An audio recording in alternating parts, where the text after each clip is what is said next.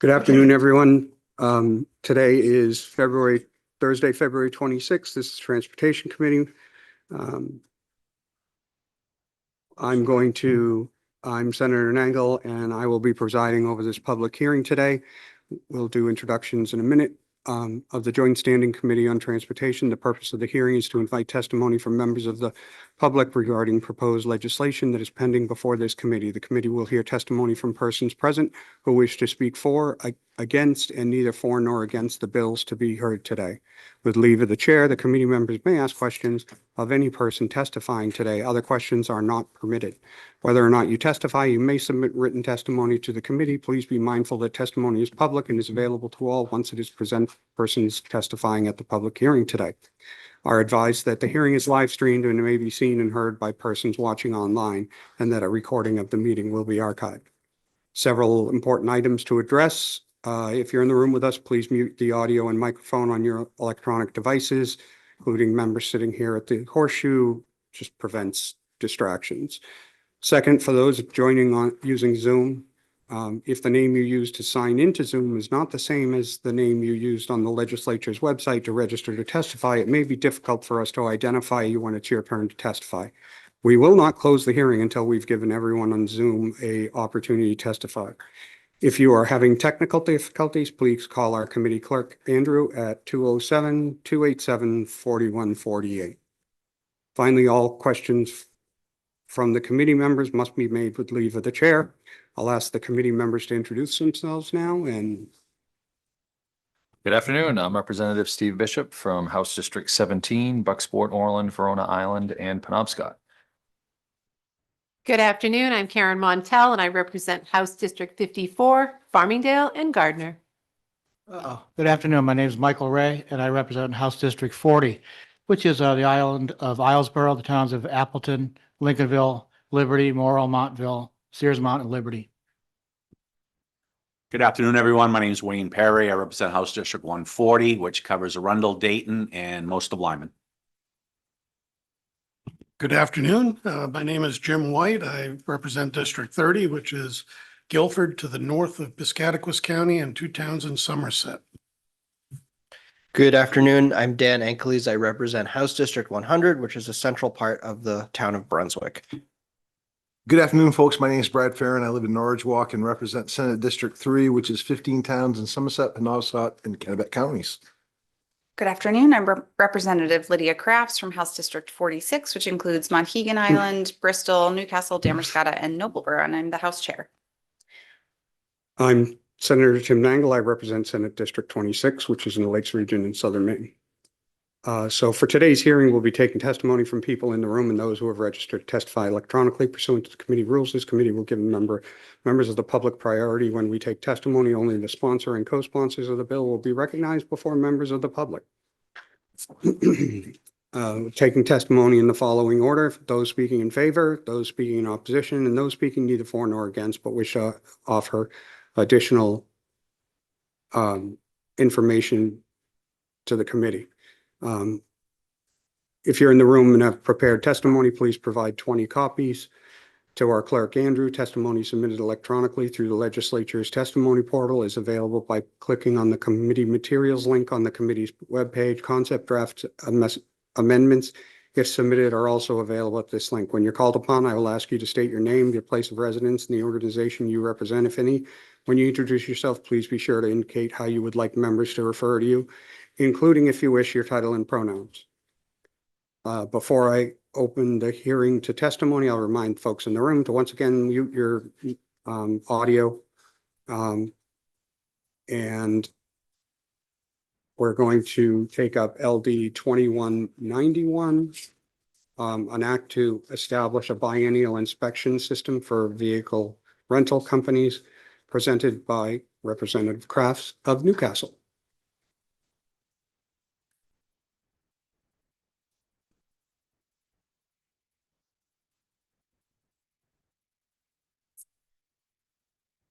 Good afternoon, Senator Nangle, members of the Joint Standing Committee on Transportation. I'm Representative Lydia Crafts. I'm here to present our committee bill LD 2191, an act to establish a biennial inspection system for vehicle rental companies. As you'll see in the summary on the back page, this bill authorizes a business that rents non-commercial motor vehicles to the public to receive a 2-year certificate of inspection for each vehicle if the business has at least 1,000 non-commercial motor vehicles registered in the state per year and files an affidavit with the Department of Public Safety, Bureau of State Police that includes a statement that the fleet of rental vehicles will meet or exceed the inspection standards set forth in law and administered by the Chief of the State Police over the 2-year period.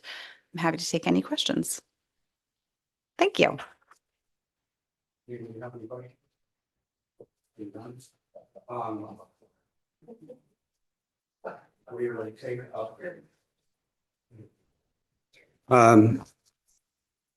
Thank you, Representative. Welcome back to the United States. We will now take testimony for those testifying in favor.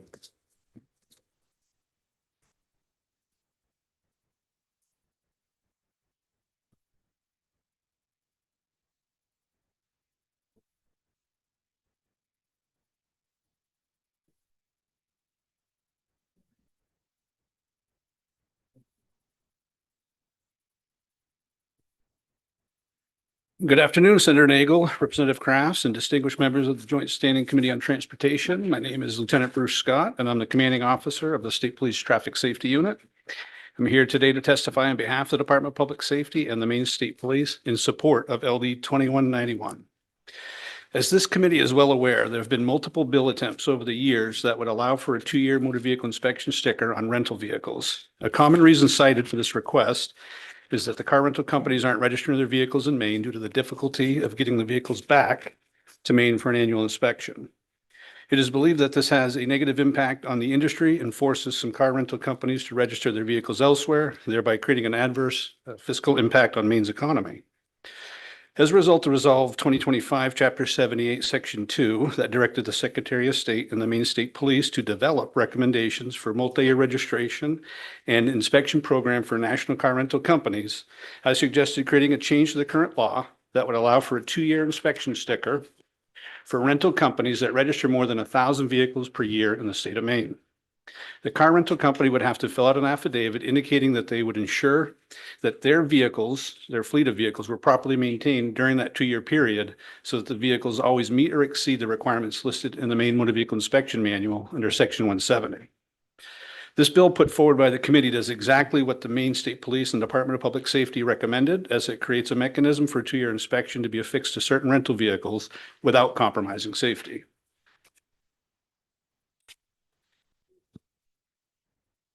Also, you may want to consider that there'll be a small fiscal note of approximately $15,000 a year that could be offset by doubling the cost of the inspection stickers that were sold to these companies. Approximately 5,000 to 8,000 vehicles will qualify for the 2-year inspection sticker, according to our records. For these reasons, we urge you in favor, to vote in favor, sorry, of LD 2191. And on behalf of the Department of Public Safety and the Maine State Police, I'm happy to answer any questions that you may have. I would offer one slight adjustment to my testimony after doing some research. Maybe 700 vehicles registered in Maine. There's one large company that would have been excluded by saying 1,000. Okay, thank you. Representative Kraft. Nice to see you, Lieutenant Scott. Just to You as well. clarify, the 700 would be a minimum that would include the major rental companies? Correct. We found 3 major rental companies in Maine that already purchased their inspection stickers through us. So I looked at their records of how many stickers they were purchasing, and one fell below that 1,000, and I just didn't want to exclude them. Thank you. Representative Bishop. Just want to say thank you, Lieutenant Scott, for taking a look at this scenario. I know it's not your position to usually dive into economics, but I appreciate you taking the time to assess the situation for us. You're welcome, sir. Representative Perry. Thank you, Mr. Chair. Thank you for coming, Lieutenant, and I want to thank you and the Secretary of State's office for working on this.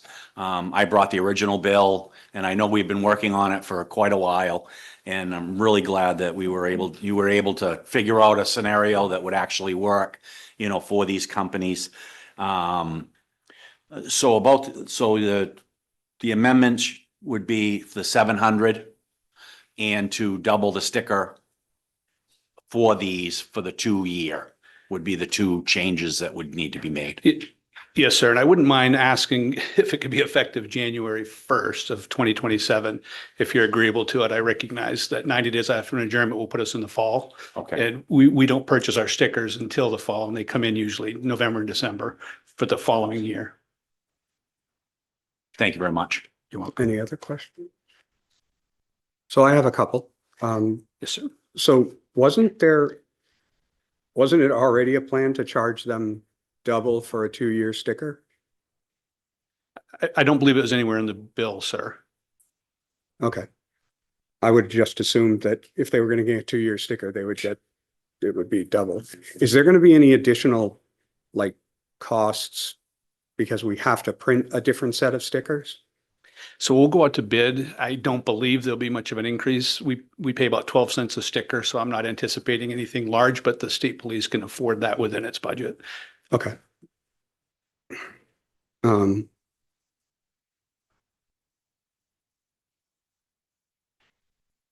Yeah, thanks. I think that's all I've got. Any other question? Seeing none, thank you. Welcome. Is there anyone else who would like to testify in favor?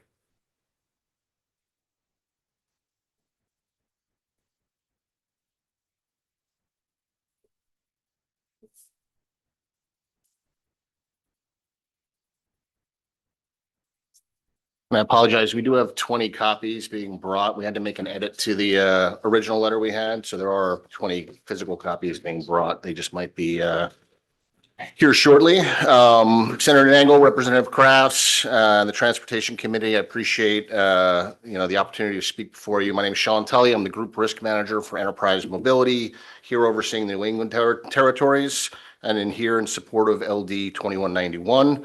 I'd also like to thank the State Police and the Secretary's office for kind of putting together the work group that looked at this and allowing us to be involved. I think was really important.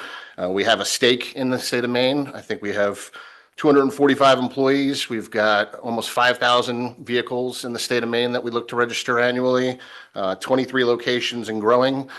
So we're invested in the state of Maine. We have a footprint here. We expect to continue to grow. I think, and in support of LD 2191, I don't think anybody has more at stake at making sure that the roads are safe in Maine than a company that has 5,000 vehicles registered in the state. So we do appreciate this platform and this opportunity.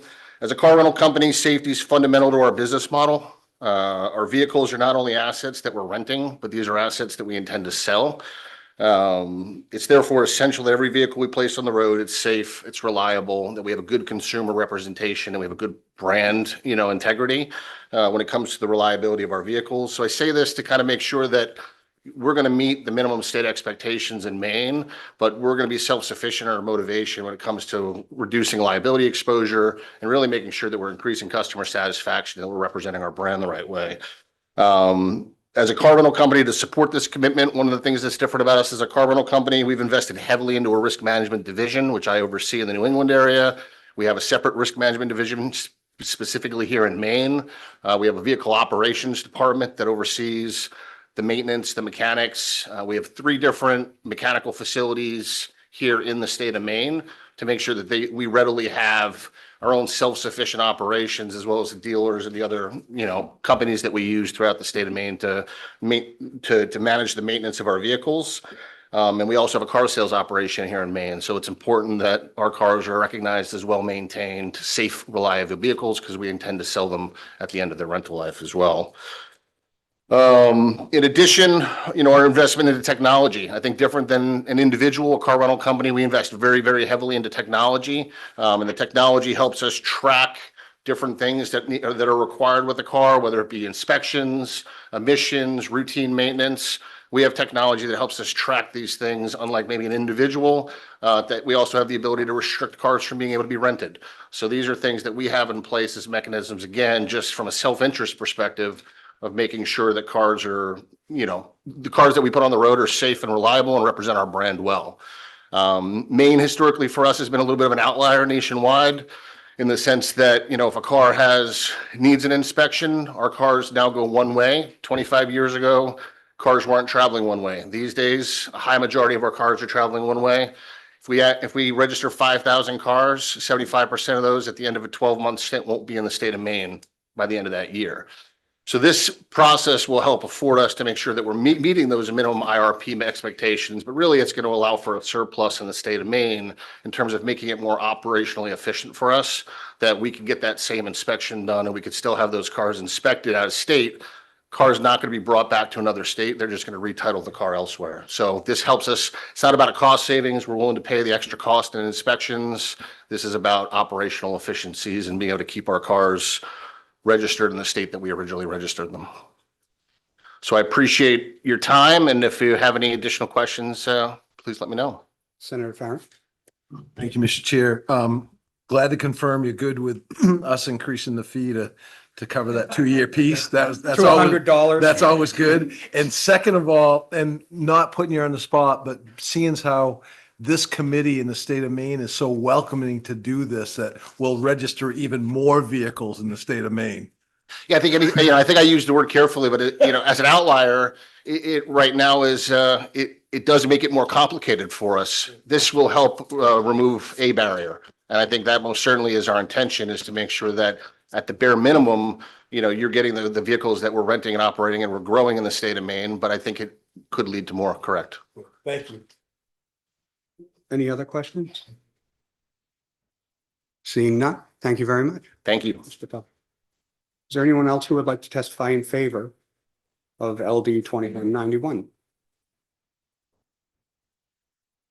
Seeing none, anybody on Zoom? Nope. Is there anyone who would like to testify in opposition to LD 2191? Seeing none, is there anyone on Zoom? And is there anyone who would like to testify neither for nor against LD 2191? Seeing none, none on Zoom, we'll close the public hearing. What? Well, we need to make the changes. Move into work session. We have a motion to move in and a second to move into work session. Senator Farren.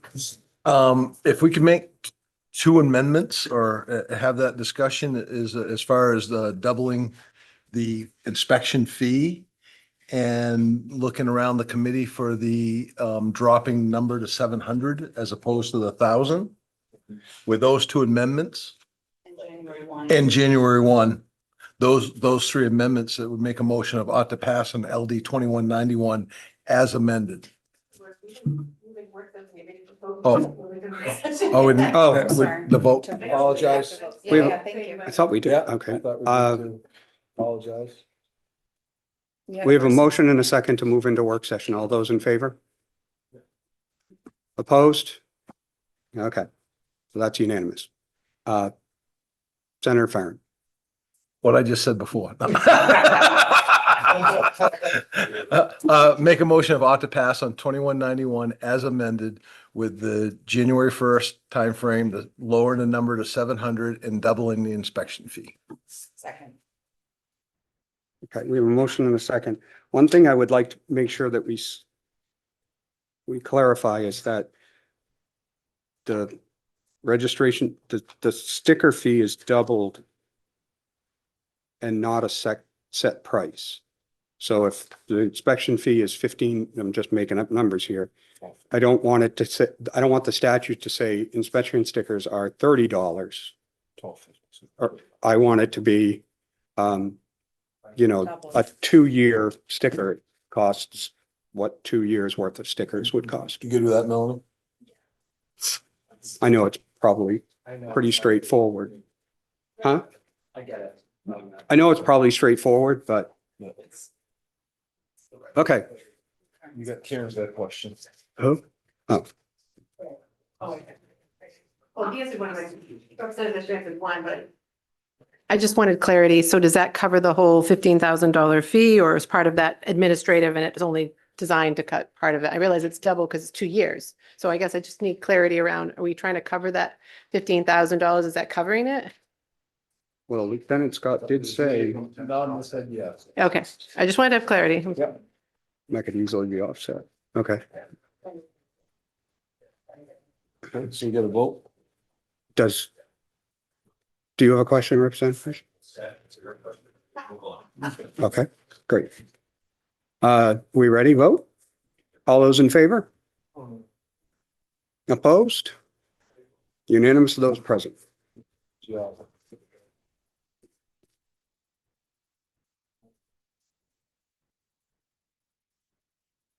LD, move into work session for LD 2179. We'll give Andy a chance to get the room ready.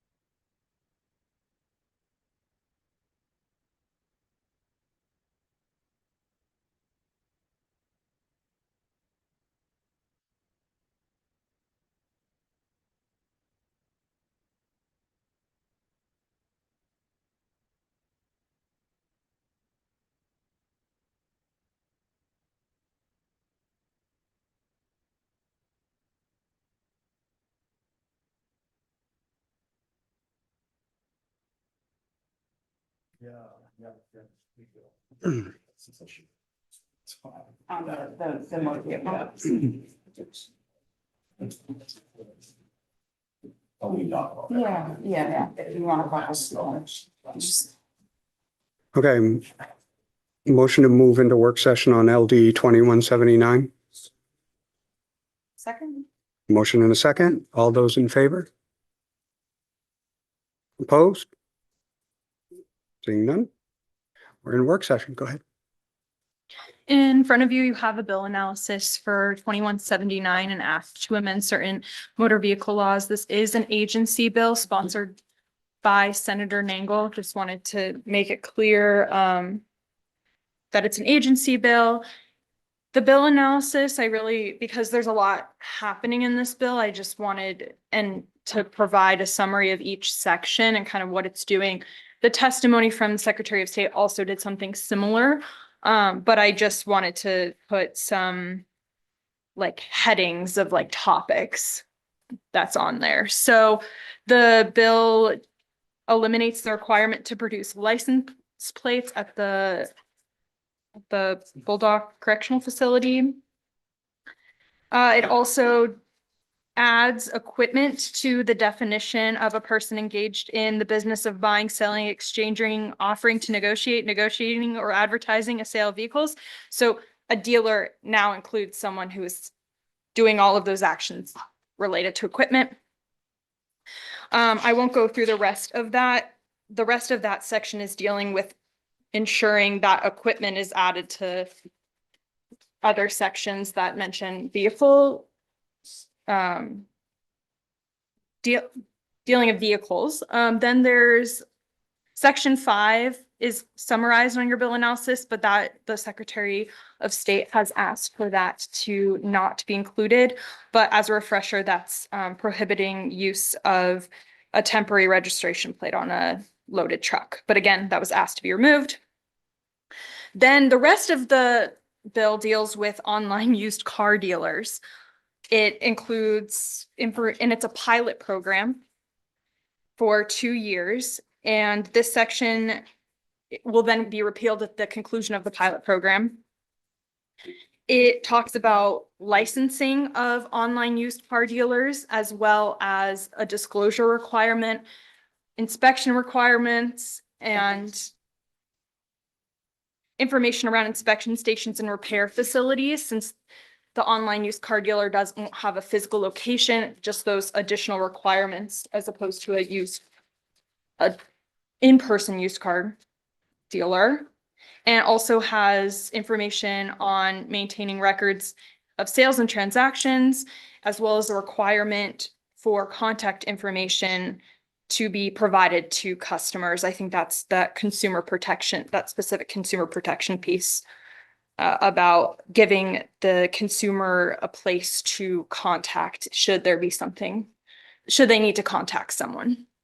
And then there's also just some administrative procedures with the Secretary of State's office in terms of how they would run this pilot program. And I'm happy to go into more details. And I know the agency is here and probably can answer more specific administrative questions. Also just provided background for you all. I will also note that you all have statute for Title 10. It's one of the packets in this paper, just since Title 10 is not something in your statute books that the Secretary of State provides you all. So if you want to see kind of other current law on used car information, used car dealers, you have that. And I think as like a high overview, that is all I have for you all. Fiscal note hasn't been received yet, at least by me. But I can go into more details, any more specifics if you desire. Can we have the Deputy Secretary of State come up for her grilling?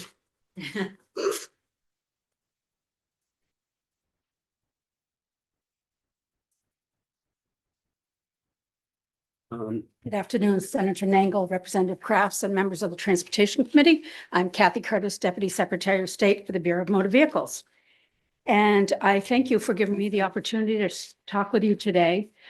We are passing out a document that I think will help answer a lot of the questions that you had related to license plate manufacturing. And and also in the audience today are 3 folks from the Department of Corrections that are also willing to speak with you and answer any questions you have about plate manufacturing. There's Scott Landry, Associate Commissioner of the Department of Corrections, Jill O'Brien, their Director of Government Affairs, and Jeremy Roberts, the Correctional Trade Supervisor. And I believe you also received written testimony from them supporting this bill. If I may, I'd like to walk through the document that you've just been provided. I think it'll help answer some of those questions that you had and some research that you asked us to go back and do for you, if I may do so. So just as an overview, we work jointly with the Department of Corrections. We've had a longstanding, wonderful partnership with them and in the production of license plates at the plate shop in Warren. They have a facility that manufactures the plates. We fondly call it the plate shop. There's an adjacent warehouse, and we have a collaborative workflow with the Department of Corrections. But our risks are escalating there.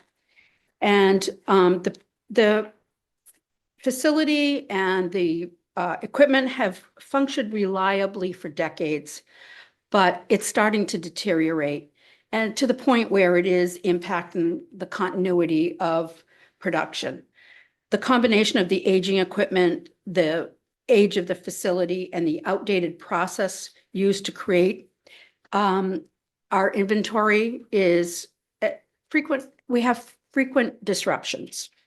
And these risks manifest in several ways: unplanned downtime, but there's safety concerns, and rising maintenance cost. And I want to say that the Department of Corrections folks go above and beyond to keep things running through extraordinary situations. As these pressures intensify, the likelihood of a more significant interruption grows. Such a disruption would not only affect their operations, but also our ability to issue license plates. The setup has worked for years, but it's starting to show its age. The risk periods of disruption are increasing, as well as the cost to maintain the operation. There are 4 major problems that I want to explain to you. Some of the machinery used to press, emboss, and finish plates is unreliable.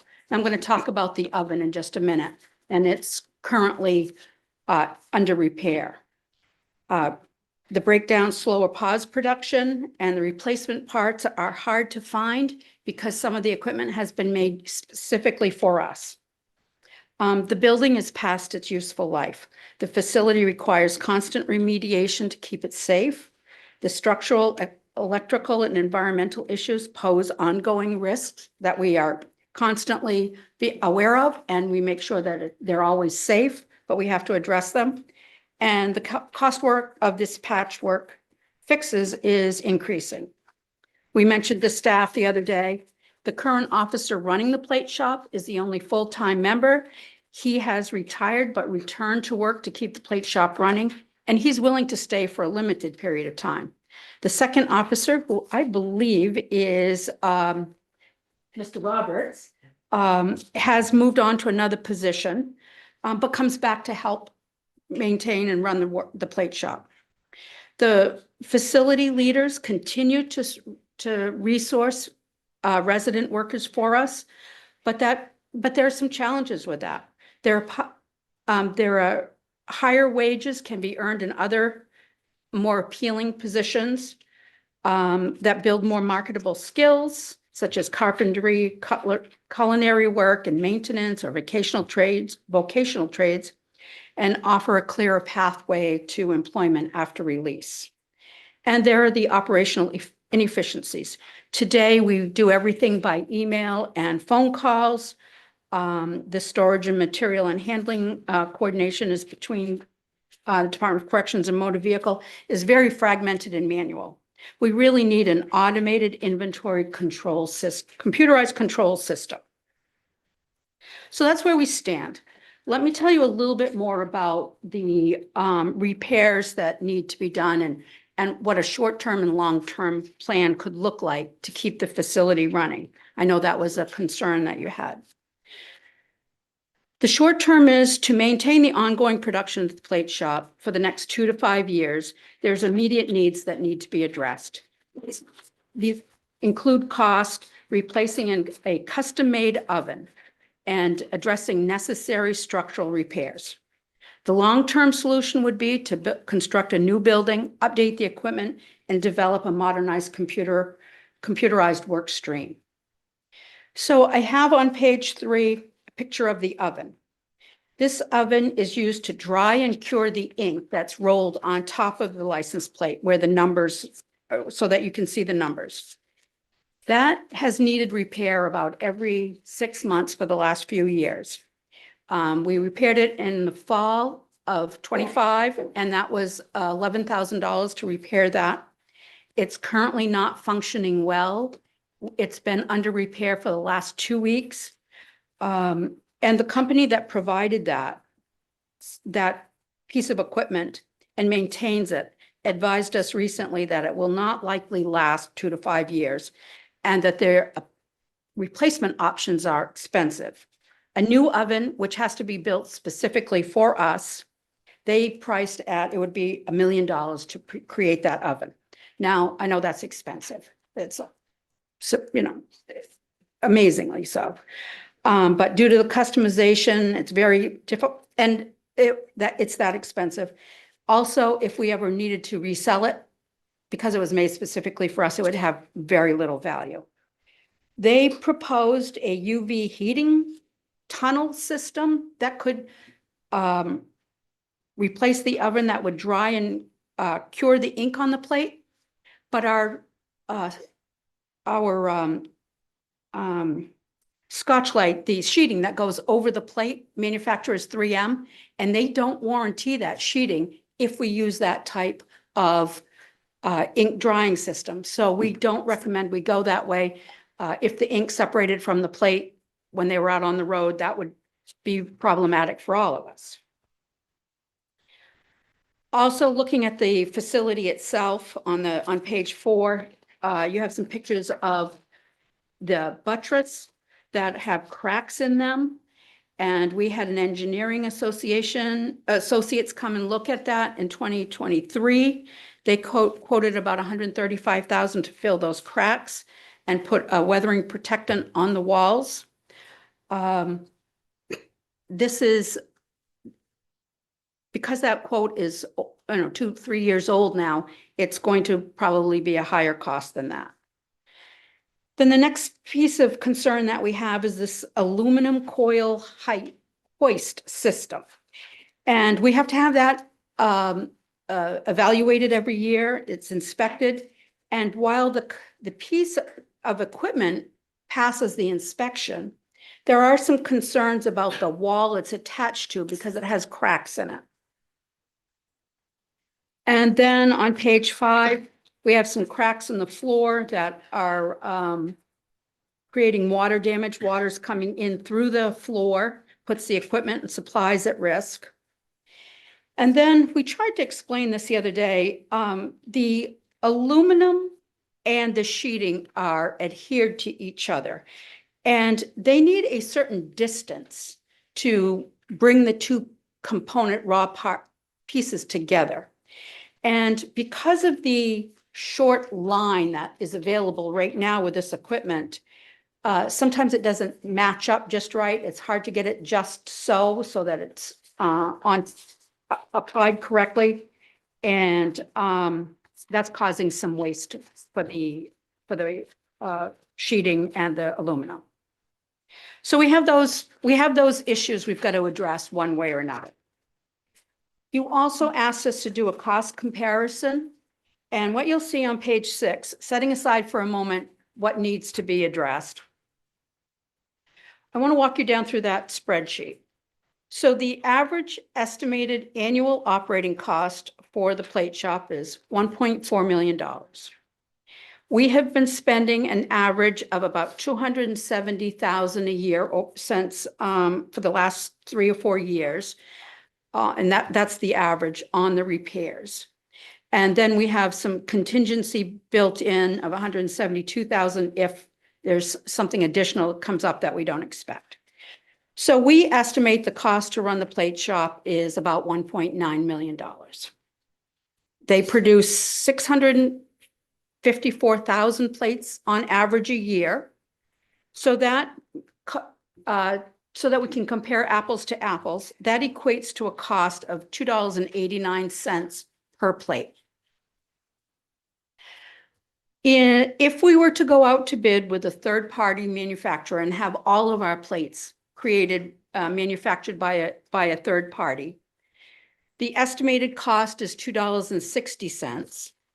And then the estimated cost for the sheeting is 77 cents.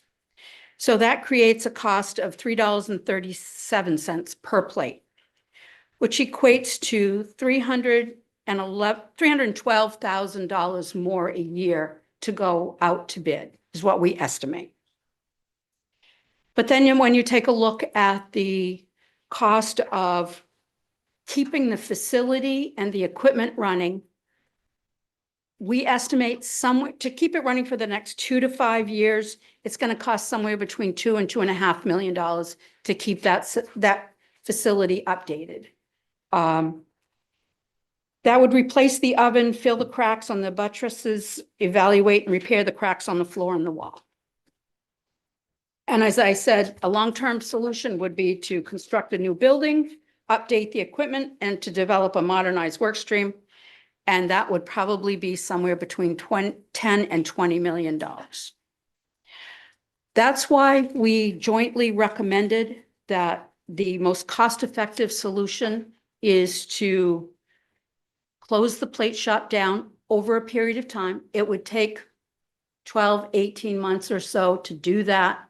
And in the meantime, go out to bid and hire someone to manufacture the plates, all of the plates.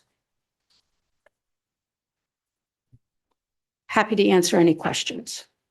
Representative Bishop. Thank you, Mr. Chair.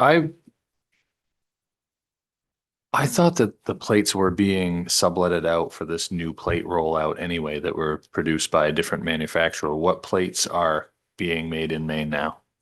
All of the specialty plates, like the loom plate, the sportsman's plate, all of those plates are being manufactured here in Maine.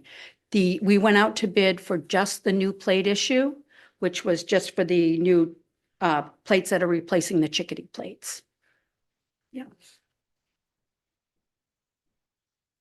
Senator Farren. Thank you, Mr. Chair. Kathy, thank you for this. This is exactly, what I was looking for anyways when we had the public hearing. Couple of questions. When you're looking at your short-term solution of 2 to 5 years and your estimate of 2 to 2.5 million, can we take that $270,000 of average repair and equipment replacement that you've got up in figuring your cost per plate? That's part of what we're planning on spending anyways, Yes, right? that could be part of it. Unless something unexpected comes up that we don't anticipate, but yes, that is. Which we got being another currently 172 in being- contingency, Yep. right? I'm just trying to Yep. get to the numbers. Sure. And second of all, is that $3.37 combined estimate per plate production costs. Are you using that number based upon the company that's done the new plates? So it's pretty accurate, Yes. even though you haven't gone to bid, obviously, for this Right. piece here. Yes.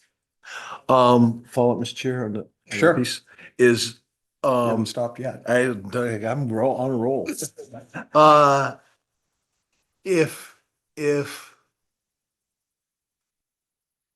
So the bill is looking for the Secretary of State's office to pursue this option of going out to bid.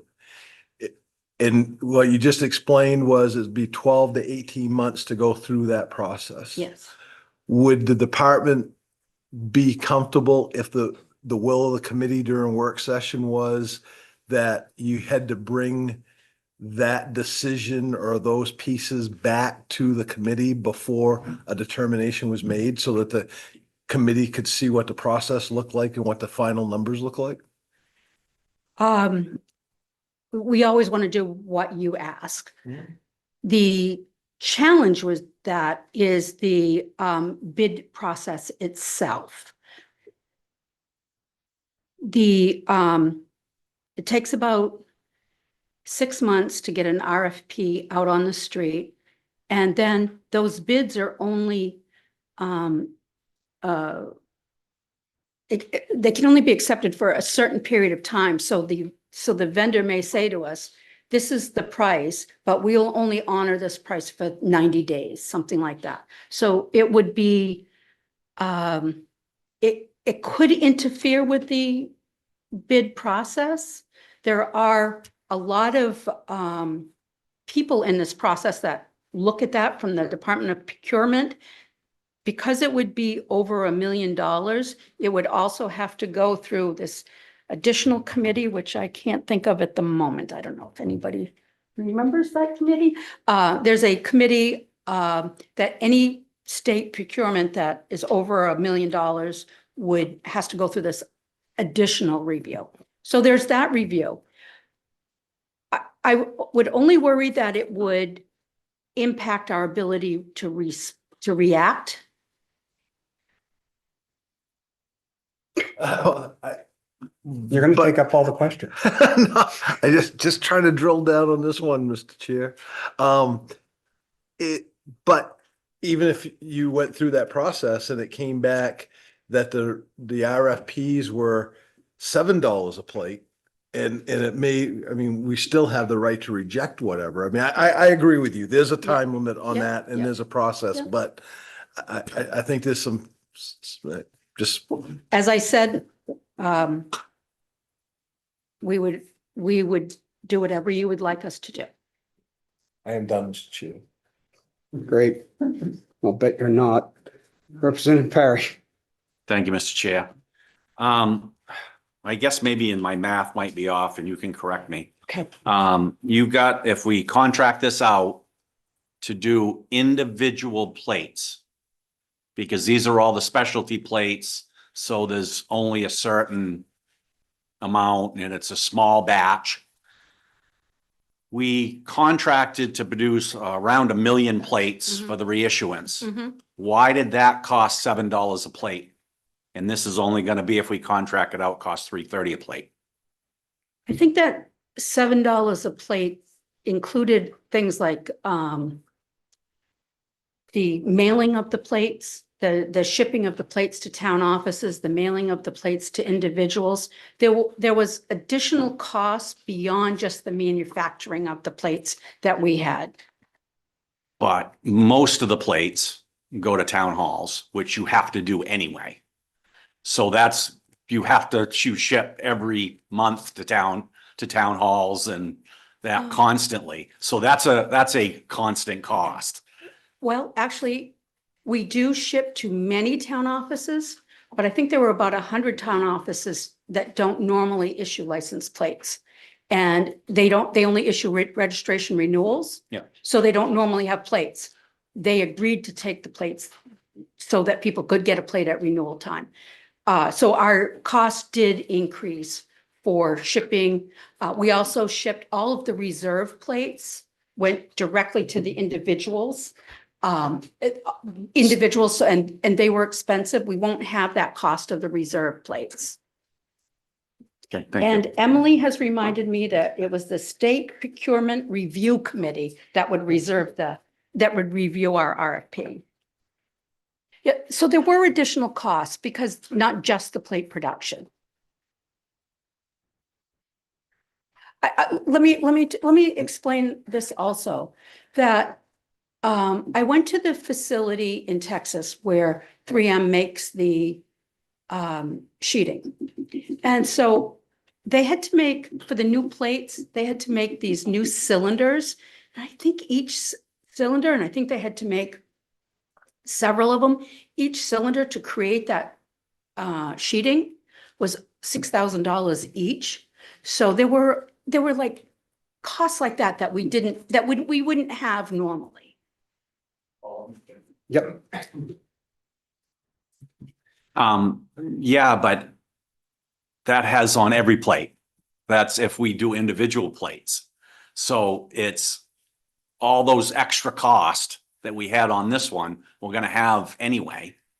So I don't know how producing 1 million plates, which would be a lot cheaper when they do runs. Mhm. It's a steady run. It's not making an individual replacement plate or anything, or the small runs for the specialty plates or the vanity plates or the whatever that you make here is, if you're contracting it all, it's gotta be massively amount more than if you run you contract for 1 million.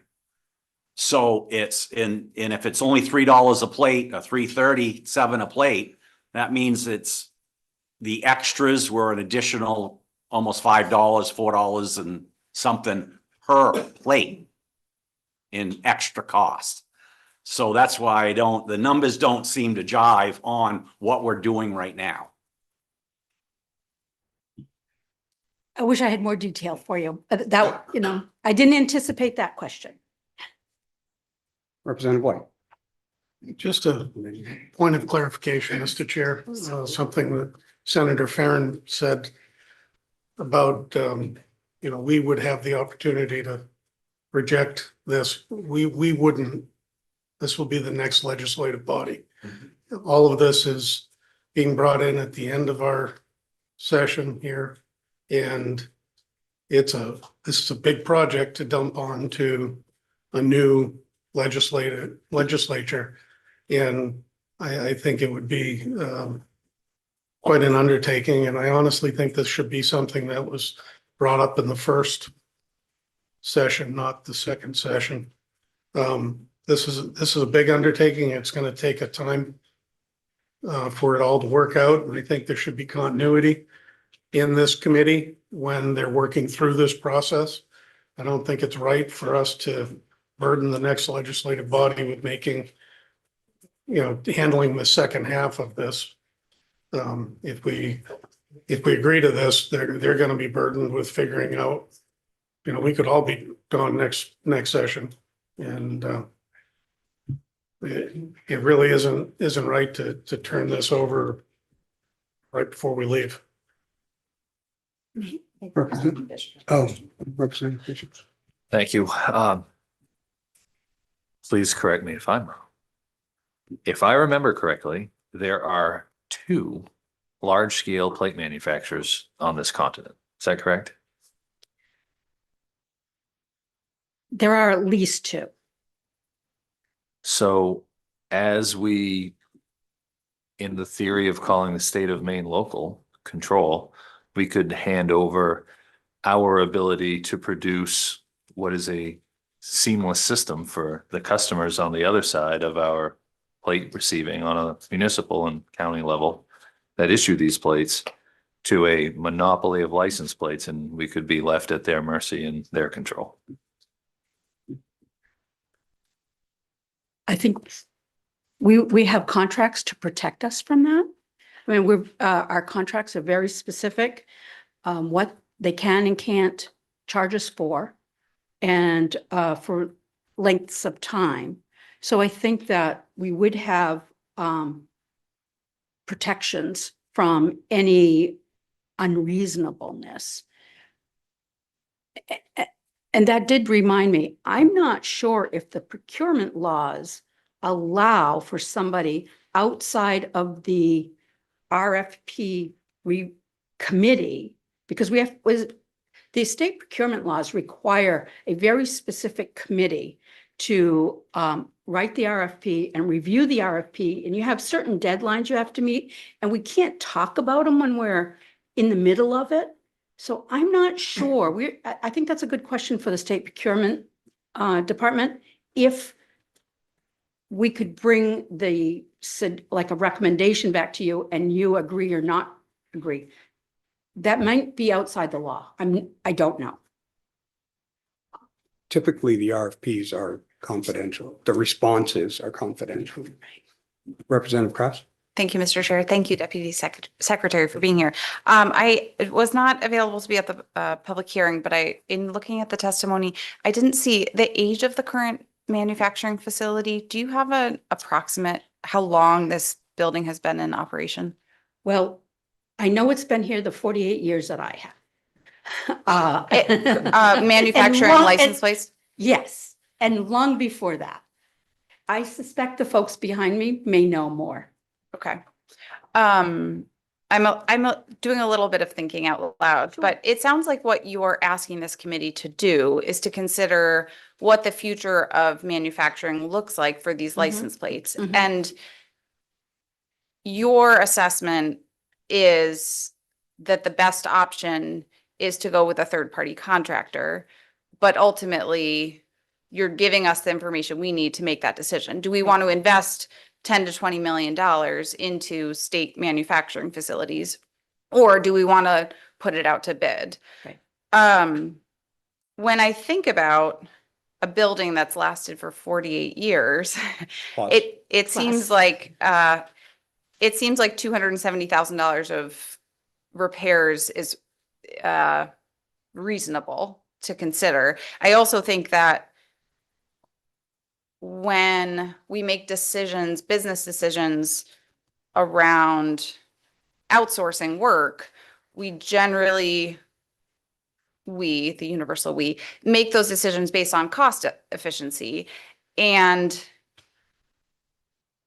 the current cost difference would be $311,000. But of course, future contracts could be a far greater cost.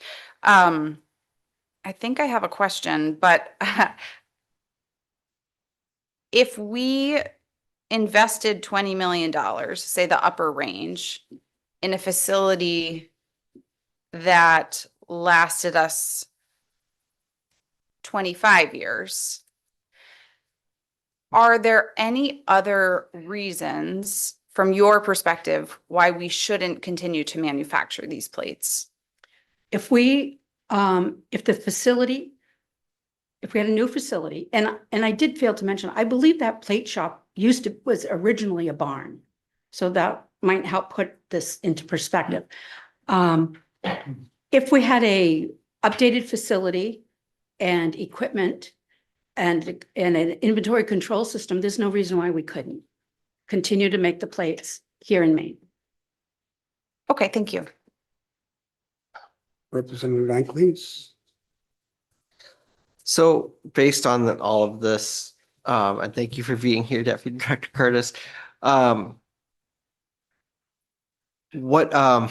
long do you feel you can reasonably continue operating the plate shop even with these budget, the repair budget factored in, before you really do finally hit that fork in the road where we need to either abandon this facility and build a new one, or we need a contract? Like, what's our time limit as a policy-making body before you feel we're in a critical situation?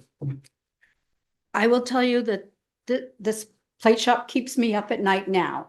If something was to fail and we couldn't put plates out in the towns right now, you would all be hearing about it, and so would the secretary, and so would I.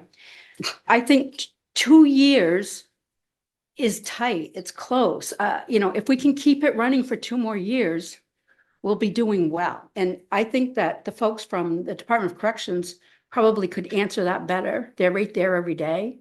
But that's my sense is 2 years is cutting it close. Any other Representative Perry? Thank you, Mr. Chair.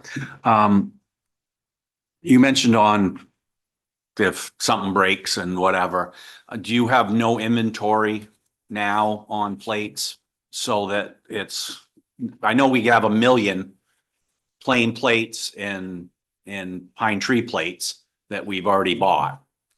And so we're not worried about replacing any of that vast inventory.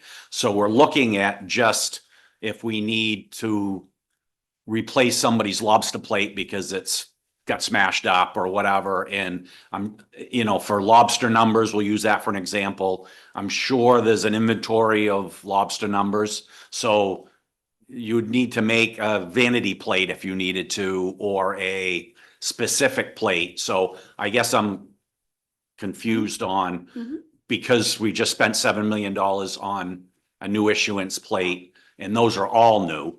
And then I'm sure there's quite a bit of inventory. I remember one time when we went and visited your stock room, that there's pallets of plates of the varieties and stuff like that. So I guess I don't know and you can explain to me what the catastrophe would be if something broke tomorrow. So we do have several months of plates that we always try to keep on hand, either at the plate shop or in our stock room. But people get new plates all the time. When they buy a new vehicle, they want a new plate on it. So even though, let's say we've got 30,000 Sportsman plates out there, we still have to keep an inventory of Sportsman's plates in every town office that issues the plates, so that when somebody walks in and says, I've never had a Sportsman's plate, but I really like it, I'd like to have one today. So there is that constant need to maintain and continue to make inventory. Thank you. Anybody else? Representative Blake. Thank you, Mr. Chair. And thank you for coming. And, we went through this process to do the new issuance. And at the time, I remember Representative Perry asking about the plate shop. We debated ad nauseum about how to go about this. And we were assured that the plate shop could handle the stuff that it's handling now. We knew that it was in disrepair, and Secretary of State's office would really like to do away with it. It has always been of that mindset. But I mean, has something catastrophic happened in the last 12 months? Why wasn't this presented when we did the new issuance? As something that was dire that we had to do. You know, it seems like we're, once again, at the end of this legislative session, and now we have an emergency bill, you know, because this is the emergency session, but it wasn't an emergency 12 months ago. I don't see what happened, and I haven't seen in any of this that something new has happened. The same repairs, the same aging of the facility, the same issues with the oven and the press machines were discussed before. And now that the volume is much less than it used to be, now we have an emergency, and it has something new happened. I think that when something deteriorates, it deteriorates faster as you go along. And so I think that the facility is deteriorating at a faster rate than it has in the past years. I don't know if we had these problems with the oven 3 years ago. I know we had problems with equipment, but I don't know at what point this oven became a real problem. I believe it was in the end of 23, we discovered this problem with the buttresses on the outside, that they were deteriorating. We tried to, figure out if we could get them fixed, what it would cost. So, again, I think maybe the folks from the Department of Corrections might have a better sense of how the facility has been deteriorating over the last 2 years. I have a question. So when we talked about the new plate issuance, that was in the 131st, correct? We first, let's see, it was in 23. Yes, it was in 23 that you approved, 2023 that you approved the new plate. The new issue. plates. And at that time, we said, okay, the plate shop can make it. We can continue making plates at the plate shop for now. So that was 2023, it's 2026. That's 3 years ago. A lot probably changes in 3 years. I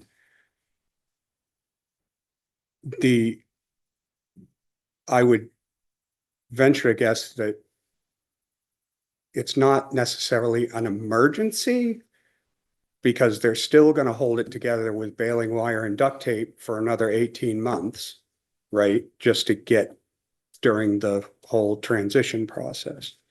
So that we're looking at 2023 to 2027, 2028.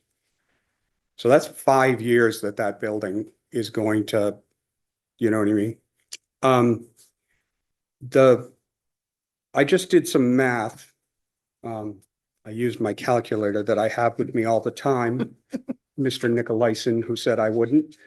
I just added up the 270 and the 172, and that comes out to 442K, right? You're saying that the difference between the plate shop and the contracted plate production is going to be 311. We'll say 312. If you take out the repair and the contingency, it's going to be almost a wash, right? Well, that's an interesting way to look at it. I hadn't thought of it that way. I was concerned. It does cause the price of the plate to go up when you just talk about the day-to-day costs.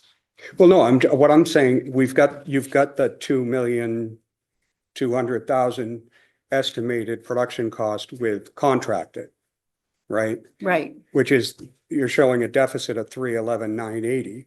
Yep. But if you eliminate the amount that you're spending to repair the building and repair the equipment, as well as the contingency, that is 130K in the black by just some back of the envelope math. And I assume that the 270 is going to continue to rise, right? Yes. So next year it's going to be 300,000. Could The be. year after that, blah, blah, you know. Does the plate shop have any health or safety concerns? Like if the Maine Labor Board came in, or whoever it is that inspects workplace safety, would they have a problem? I don't know the answer to that. I know if the Department of Corrections bring notices them up in a second. Yep. any safety concerns, they immediately address it. Okay, We immediately pay for it. So we're all very careful to not let anything be unsafe for the employees. yeah. And you've got a crane that's rated for 3,000 pounds, right? Huh? Right, at 3,000 pounds, but it's routinely lifting 10 to 11,000 pound sheets of bales of aluminum, right? Oh, 1,200? I'm sorry. That I don't know. Are you seeing those? No. Oh, yeah, I see it right here. Yeah, yeah. 12 to 20 to Oh, okay. 22. All Yes. right, sorry, Okay, that was bad. My bad. great. Okay. So the crane's working in capacity, but it's probably the connection to the wall is Right. deteriorating. Right. Um, Or the So- wall itself is deteriorating. so suppose the same vendor bids and is awarded the cost, the shifting of plate production over to the other, to them. Would we see a lower per plate cost because we've given them more business? That's a question that would have to come, that Right, the bid would tell us that. I don't really know the answer to that. Yeah. I'm thinking, Sure. Contract already in place. right. But if we could merge those contracts, right? Would we see a lower cost in plate production? May I Yeah. say that the contract expires December of 26 this year? So this year, It expires this year. We do have a 2-year option to renew, but it does expire this year. so would it be reasonable to say that the BMV would go out to RFP for the entire plate manufacturing if we were to approve this? Yes. So it would be, you'd get all of the plates made Yes. by the same vendor Yes. okay. Representative Kraft. Thank you, Mr. Chair. Kathy, could you explain the initial procurement of the new issued plates went to a third-party contractor? When the contract expires, was it the intention to move production back to Bolduc for those current new issue plates moving forward? I think we wanted to assess it during these 2 years, this period of time, to see if that was possible. I don't think we knew the answer to that. That's why we had the 2-year extension possible, because if the plate shop couldn't make those plates, then we had 2 more years to try and figure out what to do. And does the 654,000 plates only include the specialty plates? That's an average without the new plate issue. So 2 years from now, when we're doing the new plate issues all over and everything's back to normal, that number, that 654,000 single plates would need to be manufactured each year. That's 325,000 pair of plates.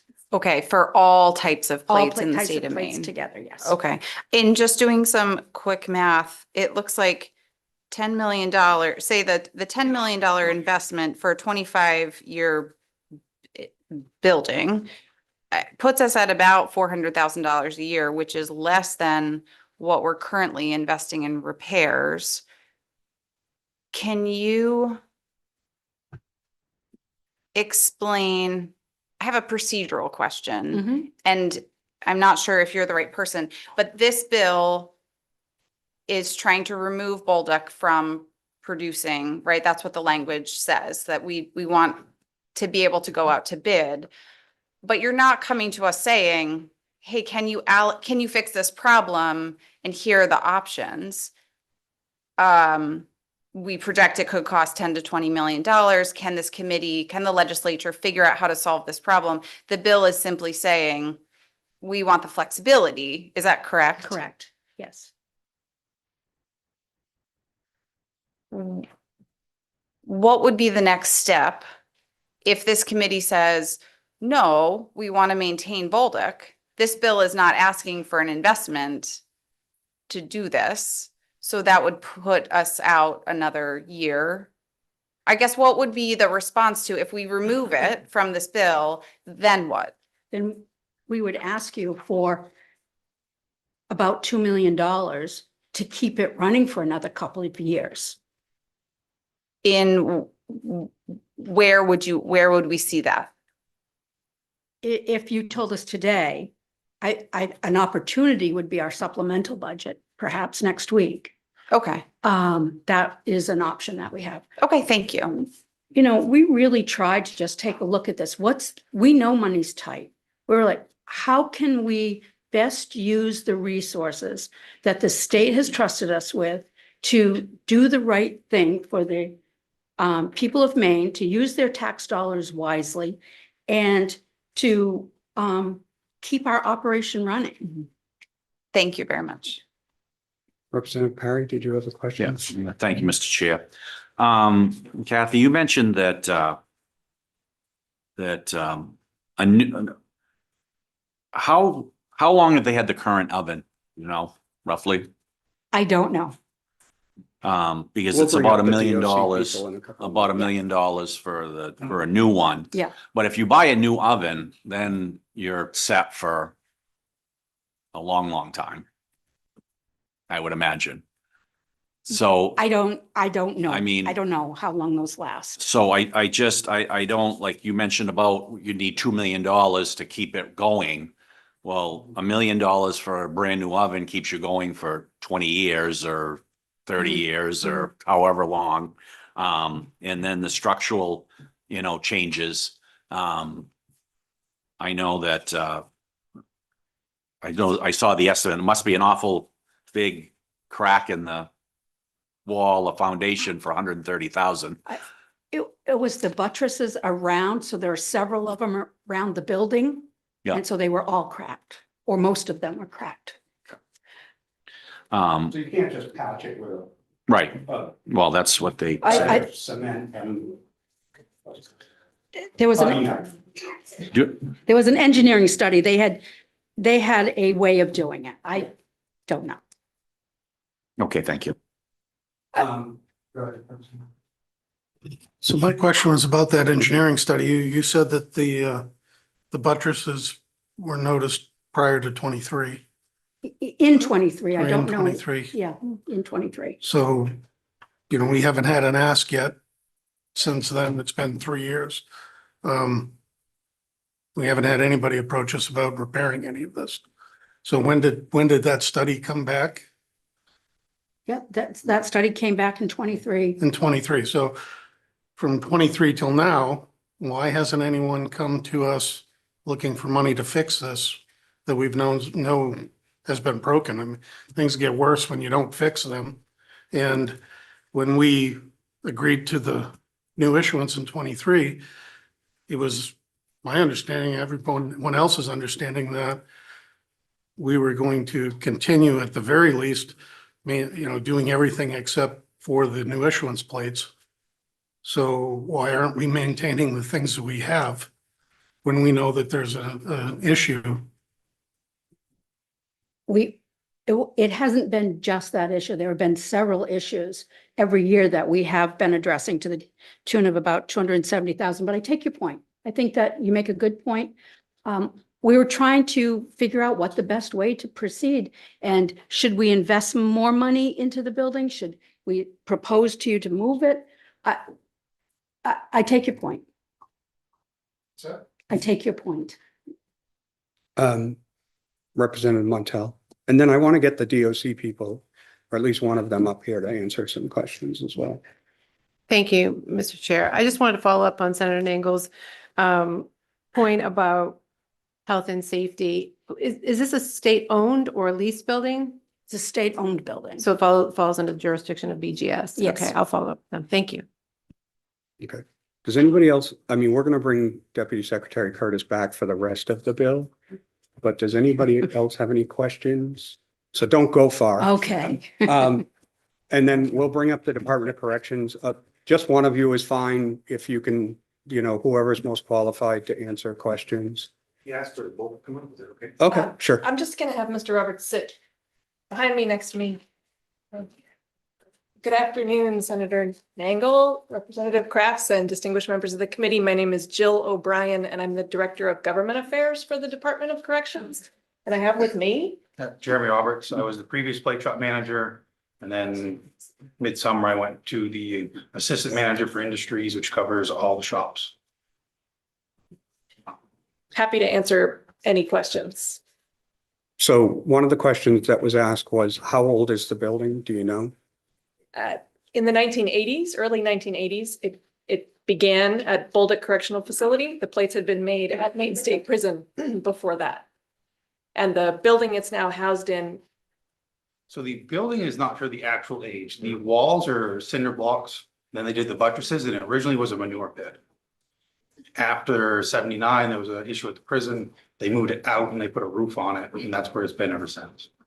So it's the Nice. early 80s that they've been producing plates out of that building. A manure pit. Right. That's repurposing. So say we were to approve building a new facility. Is there room on the prison I- grounds? I believe so. Landry would be better to speak to that, about where that would be located. I It's my mean, understanding it couldn't be on the existing spot of the current building. right, because you can't continue to operate something while you rebuild it. Go ahead, Representative Perrin. Thank you, Mr. Chair. You said that it was originally at the Warren Prison and then it moved to here. Why did they move it from the new prison to this place? I don't know, maybe because of the lockdown, not being able to produce plates. They just moved it to the minimum where you don't necessarily have that issue. Oh. But I don't know exact that far what the reason was. Warren is the Thank you. Supermax, right? Right. So, okay, that makes sense then. Not any longer, for the record. Yeah, but it's, It's a totally new building. The building that was there in the 80s isn't anymore. right. But the facility at Warren is a high security Yes, prison, and it would probably be hard to move, I don't know what you call, workers from the high security to the plate shop. I can speak to that. We don't, at Bolduc, you have minimum and community custody. We employ them in the plate shop. High risk, anything at the Main State Prison does not leave for work. They don't leave. Okay. Any other question? Representative Kraft? I have to apologize again for stepping out for a moment. There was testimony about the wages and type of work. And I was wondering if someone could speak to, is there a loss of interest in working? Is it difficult to maintain staffing? What is the DOC's position in this being a useful and productive endeavor for residents? thank you for the question, Representative. So recently you may have read that we're expanding work opportunities outside of the facility. And it used to be that within 3 months of your release, you could work in the facility. Now it's within 3 years of your release. And jobs in the community can pay $17, $20 an hour. The plate shop is significantly less. So residents that are not within 3 years of their release are happy to work in the plate shop. Although some of them may prefer culinary or other pursuits. It's that that time period has expanded for outside opportunities because of departmental changes. Okay, follow up? Yep. And what is the current wage in the plate shop? We currently pay $5.50 an hour. Any other questions?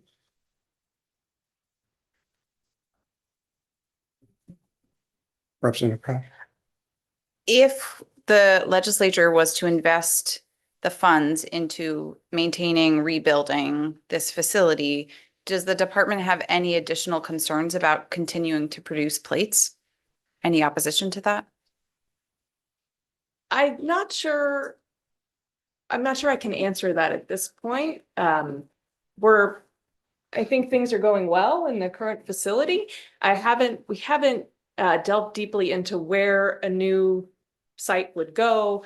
I know there's been some discussions with Bureau of General Services about what that would look like, but there haven't been extensive discussions. I'm not prepared, I guess, to give the department's position on that, other than we're happily continuing presently.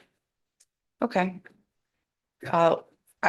Just for discussion's sake, I guess that makes it difficult for me to consider a direction in. I understand that this legislation is not requesting funding to renovate or rebuild, but it feels like that's the policy discussion underneath this, is where to put our resources. So for this committee's process, it just feels difficult to ascertain, like, do we want to keep putting funding towards this without knowing if the DOC wants to continue this work? So maybe, I guess that's a future conversation. Representative Kraft? Thank you. I was looking through real quick and maybe I missed, how big is the building that the plate shop is in? I believe it's around 30 by 110. So a new building will cost between 10 and 20 million. I'm looking over at the guy that constructs buildings every day. I think the new building would be bigger to allow for a larger line. Okay. And that's where we get to 10 or 20 million for that. 50 by 200 would be. I think that would be way sufficiently. Okay. 40 by 120 probably would have. 50 by 150. Thank you. Somebody's got his calculator out.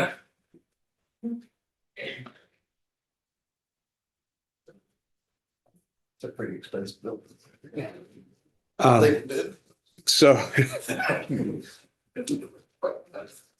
okay, my question for the committee is, what is the concern about going to the contracted plate situation? Is it financial? Is it, historical? We have a historical manure pit that has been converted into a plate shop.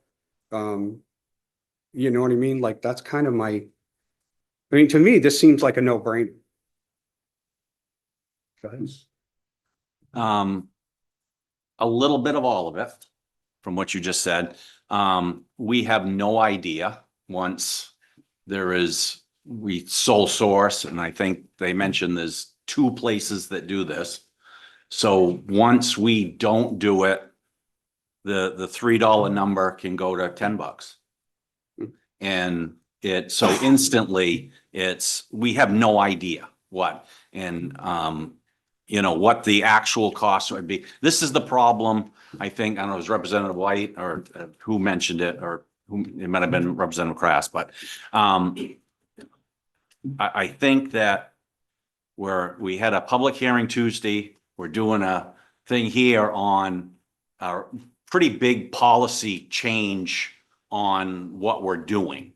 I think that this needs a lot of work, and I think just scrapping what we're doing now that we've done for probably as long as we've had plates in Maine.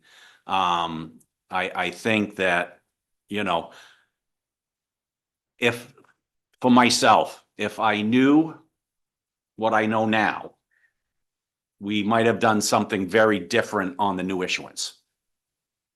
I think that, we knew that the Bolduc couldn't do 1 million plates in a year, except they can do 650,000 plates, which they do now. So I don't, and that's pairs though, isn't it? So it was 2 million plates. So I just think this is a huge step for the committee, for everybody involved here to be doing this public hearing Tuesday, work session Yeah. today, and let's make, I think this is a big discussion. I think we need a lot more information from the Secretary of State's office and from the corrections facility and get some numbers on buildings. When all these numbers get thrown out, 10, 20 million for a building, oh, well, we can't do that because it's much cheaper to contract. Well, is it 10 or 20 million? And what's the actual cost of putting this up? What's the actual cost of the equipment we need in there? And if we put all new equipment in, how long does it last then? Then you're talking 20, 25, 30, 40 years.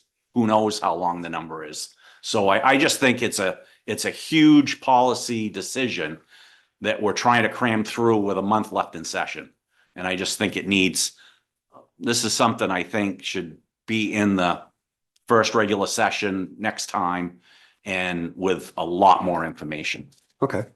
So I want, just to counter your argument, and I get what you're saying is, we don't know what the continuing repairs are going to cost either. Right? I mean, this is such a, and I think, okay, I get it. We don't have a ton of information. What if we converted this piece of the what if we amended this piece of the legislation to authorize BMV and DOC to study what it would cost and report back next January or February? You know what I'm saying? Go ahead. I don't think we need to put that in legislation. I think that that's something that they've been working on, and we didn't have a study for this to come forward. So I think that's something that, the committee is expressing, our thoughts on this and what it should be. I don't think we need a study. I think the Department of Corrections and the Secretary of State's office can put something together for next session with a lot of the questions that we have here and maybe some closer concrete numbers. And in the end, it might be cheaper. I just worry about when there's so few places that do it. Once we're locked in, we're locked in. And then you're spending money to try to get out of that situation. So I just think that's the issue. Okay. Representative Ang. Thank you, Mr. Chair. This is a good discussion. I want to note first, before I ask my question, is this range of 10 to 20 million, when you're talking about highway fund dollars, that's actually like a very huge range of money. Like that has major policy impact for us as a committee. What I want to know is, in the event of, and maybe this is a question I should have asked the secretary, but in the event of an equipment catastrophe where it shuts down, what is the legal authority that currently exists before we pass any laws that with respect to, do they have the legal authority to do a temporary contract? Like what happens in terms of what are they allowed to do if we decide we don't want to do this portion of the bill and then the next day something breaks? I would like to know like how flexible you are under current law. Representative White. Oh. Thank you. Well, for one thing, there's an inventory of plates. And another thing is they could come back to us. Now, I Not- mentioned we're not in earlier, Session though. but I mentioned earlier my concern about the time and, what part of the session we're in while being presented with this. And moreover, we've learned that, and we've intentionally not done maintenance, not approached us about fixing things. The numbers that were being presented here, really, the math that doesn't add up. These plates coming in at, being estimated at $3.30 when the big issuance came in over $7. That just doesn't, that doesn't sound reasonable. The oven being $100 million for an oven or $100,000 for an oven. Representative Bishop owns a body shop that has an oven that dries paint. I own an oven that dries paint in my personal business. So we can bring them to you. But, well, for that money, yeah, absolutely. I'm right along with Senator Farren. I'm going to bid on that. Right. But really here, these numbers don't come close to adding up. The cost of a building that size, that doesn't come close to adding up. I built a large building with a concrete pad capable of handling this machinery just a few years ago. That is about half of the size of what they're looking for. And it was far less than half of that money. So this doesn't add up. And to be presented with something that has so many issues at this stage in the session, knowing that we do have an inventory of plates, we do have the ability to, if it became that much of an emergency, I'm sure that we could do something, but there's just way too many variables to come in this late in session with.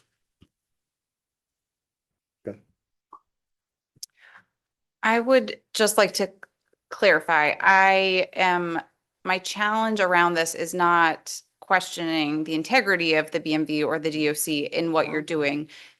Yes, and I just, I guess my hesitation is while this is a piece of a bigger bill, it feels like we have opened up enough big concerns around what this looks like as a policy that it does feel like it warrants its own exploration. And I appreciate the BMV's interest in spending dollars wisely and figuring out the best solution. It just feels like I'm not there yet, that it's too broad of a stroke to change something that, to answer Senator Nangel's question, feels like an institutional legacy. Like it is a big part of how we've done things, and to make a change for a concept of savings that it's not quite tangible. It feels like a little bit too big of a leap for me in this policy. Representative Farren? I wonder too, and maybe they've looked into this in the past and maybe it's not even a possibility.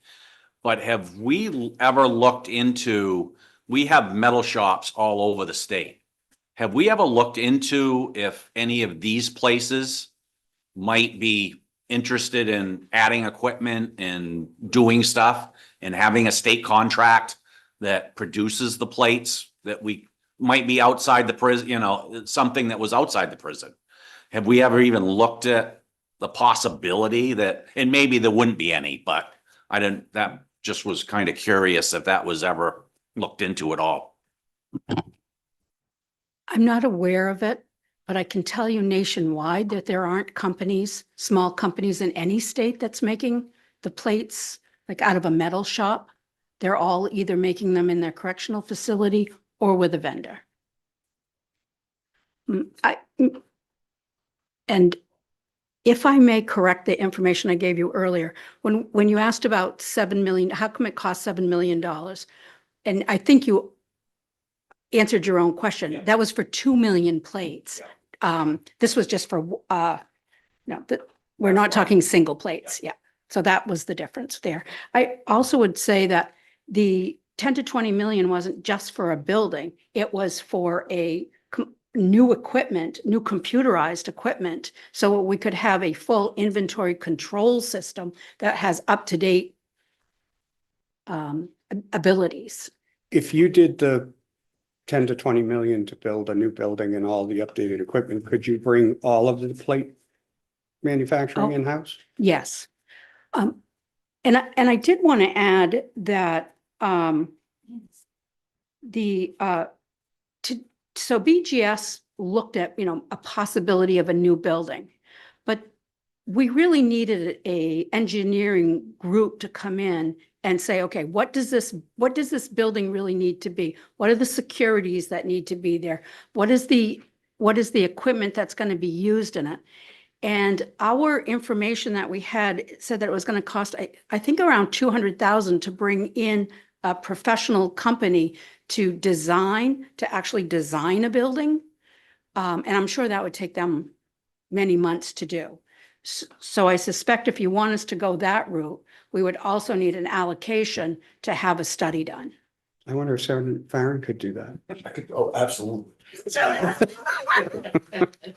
Just draw something out on the back of a, all right. So have we, go ahead. Just clarifying, and I know we got the language here, but in 29A, right now, the Secretary of State's office has the authority to go and if something catastrophic happened at the Bolduc facility, right now, the Secretary of State's office has the authority to go outside to fill those voids, if I'm reading this right. You're correct. It isn't a quick process. No. It I- would take many, many months to bring another facility up to speed. But we have the flexibility. I'm sorry, yeah, but you have the flexibility Yes. to do that already currently under current statute. Yes. I just want to get that out there for everybody. Representative Montel. I just want to remind the committee that there's also 5 more pages to this bill. Instead of the one sentence at the top of page 1 that we should probably discuss. Thank you, Mr. Chair, and I hate to continue down this rabbit hole, but it's bugging me on my mind. Having received an engineering report on another building, actually the building we sit in. Usually those engineering reports have like 3 options. Is there any way we can get a glimpse of this engineering report? I mean, they are public documents. Yes, they are. Yes, it didn't, I don't remember it having 3 options. It said, this is what it's going to cost to fix that. But it might have. I don't remember seeing that. Yeah. But certainly we can provide that to you. Okay, thank you. Okay.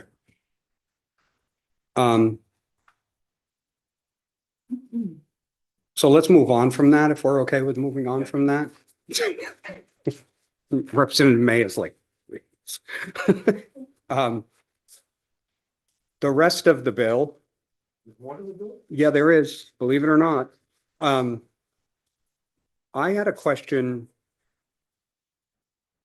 Well, I'll ask, is there anybody else who has questions on the rest of the bill? Go ahead.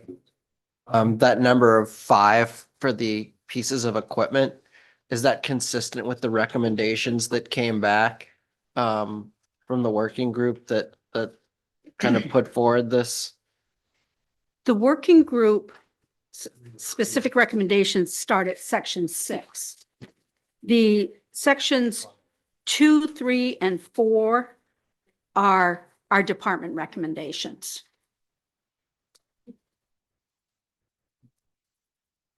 Any other questions, Ms. Deputy Secretary? Okay. So my question is, why the equipment?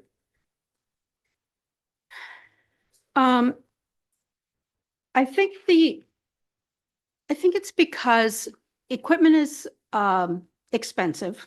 It's getting more expensive. They're big pieces of equipment. And That's what he's counting the on. the dealers that are selling that equipment should have oversight Okay. to protect consumers. I think that's the bottom line. Okay. And then, sure. Okay, go ahead. So, but these aren't consumers. We specified the other day that this is commercial equipment. I mean, they are consumers in a sense. But these are commercial pieces of equipment going to people that are going to use them commercially. This isn't what we often hear in the, realm of inspection stickers. Grandma might buy a car and not be mechanically inclined. These are people that utilize that equipment every day. And for instance, in the commercial truck world, every driver has to be able to inspect that equipment before they even get their license. So the idea of consumer protections for a commercial organization buying a piece of used equipment from a dealer or somebody else is a whole different level than someone buying an automobile, for instance. Why is it that we feel the need for the same consumer protections. I don't think we distinguish between a farmer who's buying a big piece of equipment or a person buying a car. I feel our department has a obligation to make sure that sales of vehicles there's oversight and that the consumer, regardless of who they are protected.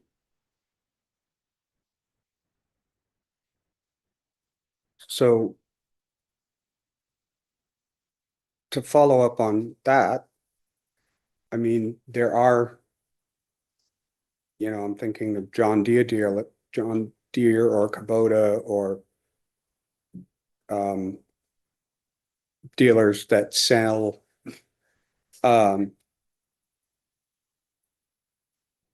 more consumer oriented equipment. But it was specified the other day when I asked the Right. question that those weren't, lawn equipment, snowmobiles, four-wheelers were not included in this. Okay. So, your car, your commercial farm tractor, your log skidder are all in this, but snowmobiles, four-wheelers, lawn tractors are not. So why are we protecting consumers at different levels? Why aren't we protecting the consumer that's buying a used four-wheeler while we're protecting the farmer that's buying a $500,000 piece of machinery? I mean, if we're going to protect the person buying the 94 Ford Taurus and the guy buying the $200,000 piece of Caterpillar equipment, Probably Then- Volvo. then why wouldn't we protect the person buying the 5-year-old snow machine or the 4-year-old four-wheeler? Yeah.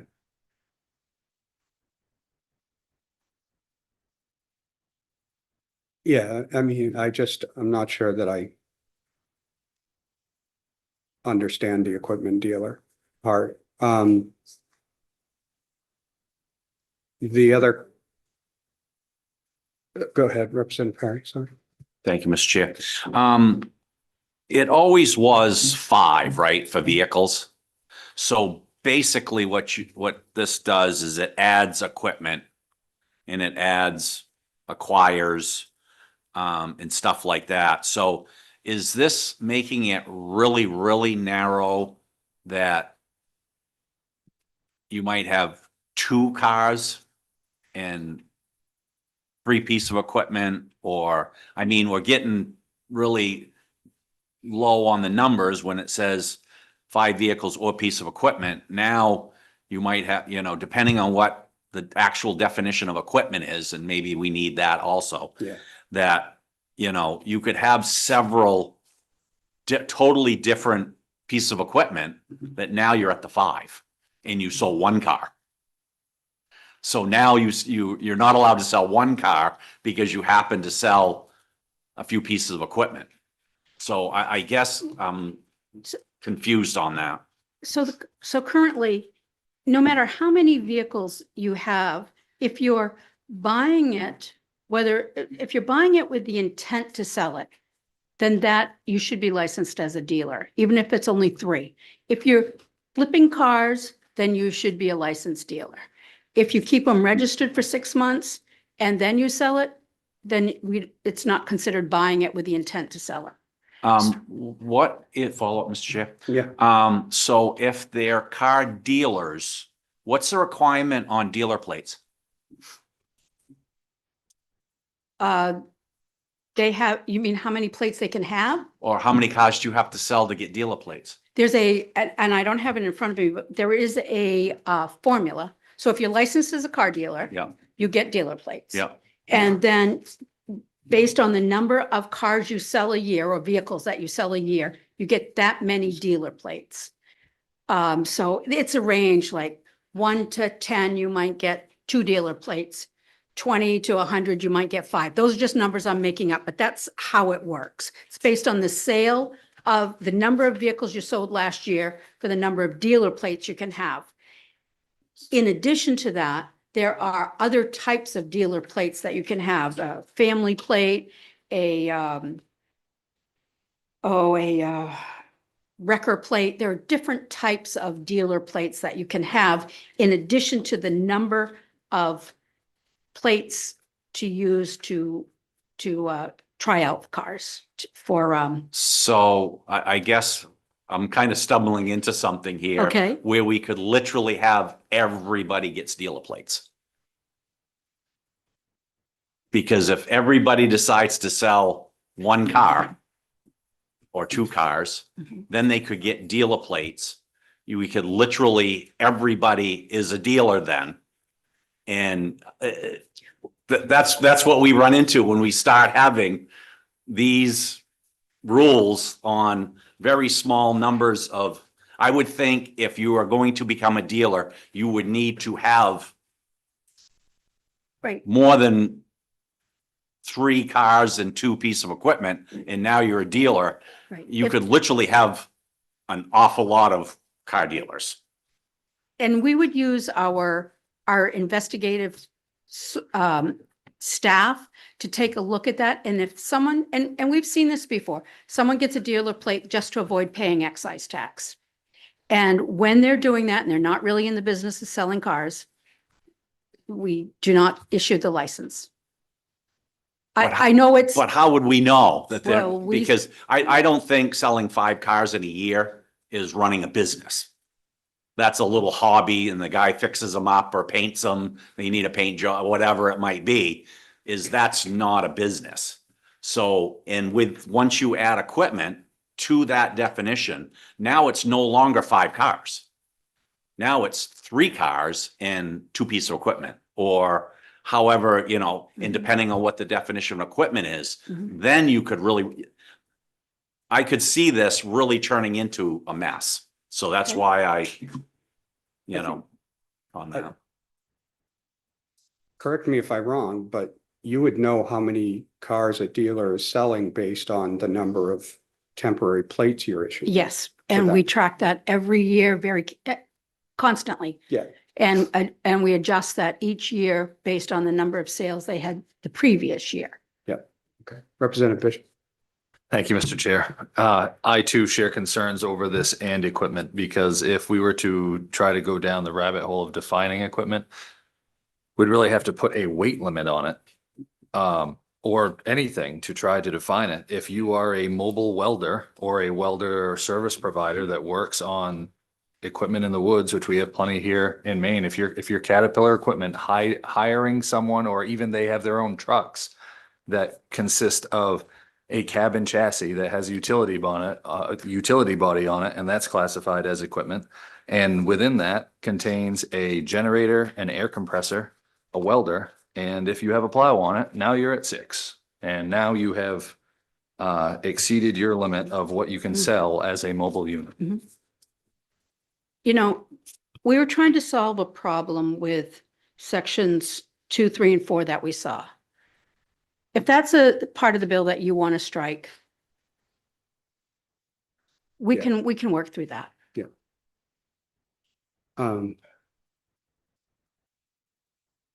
What if we raised the number or the weight capacity of I'm just thinking, I bought a Bobcat, basically lawn tractor. Caterpillar was too expensive. Well, no, it was a home, And just thinking, are we gonna start is the BMV gonna start regulating like Bobcat dealers in the state? There are already some dealers that we regulate now. Okay, like equipment deal. Like equipment Okay. dealers, not snowmobile dealers, not motorcycle, not ATV dealers, but there are equipment dealers that we regulate right now. The problem that we're trying to solve is that there were some like farm supply companies that were selling several pieces of equipment every year. But they said their primary business was not selling equipment, that their primary business was selling Farm stuff. supplies. Yes. So, Representative Van, please. So, I know there's been a discussion about definitions of equipment and around the horseshoe. Equipment, when you mean it in terms of this agency bill proposal, does it mean equipment that needs some kind of registration, or is it just like, how do you intend to mean it? It is a piece of equipment that moves, on wheels, for one thing. It's not a plow or it's not a recreational vehicle. So it's pieces of equipment that are expensive, that are large pieces of equipment that are mobile, really. They wouldn't necessarily be used on the roadway because they could be off on farms. But they may travel on the road to get from one farm piece of property to another. May I follow up?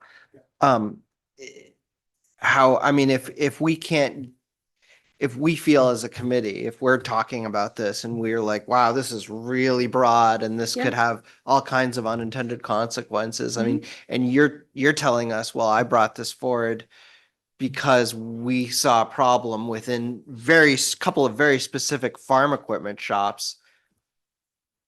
Couldn't we focus the language more specifically to get at that exact problem so that we don't accidentally bring in more people than maybe you intended to? Yes. I don't think I could do that on the fly today. Okay.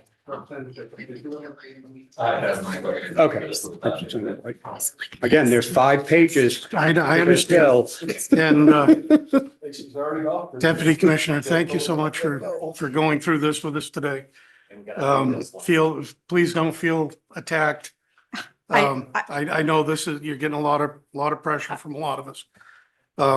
But in the definition you just gave, I can envision, 15 pieces of equipment that are commonly used that I believe that you would like to regulate, like excavators and skid steers that are on tracks that wouldn't fit that definition.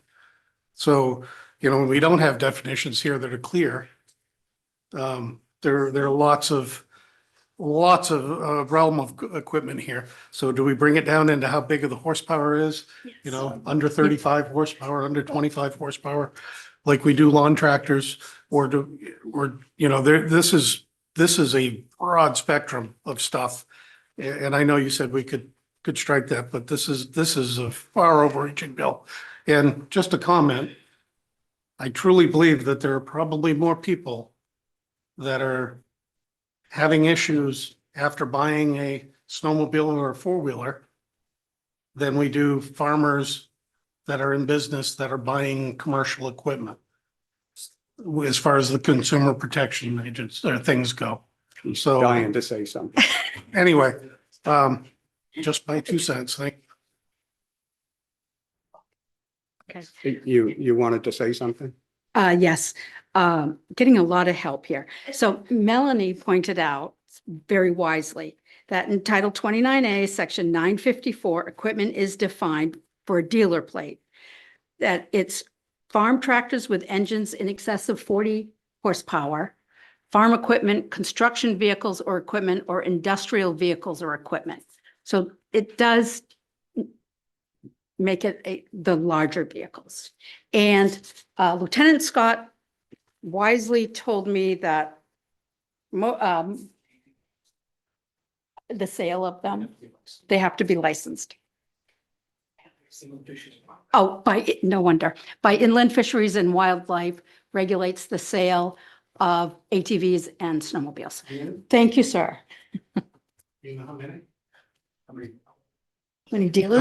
How many snowmobiles would you have to sell before you became a dealer? We're talking 5 years. So. All right. Well, I think Deputy Secretary Curtis said that, she's not going to die on this hill. So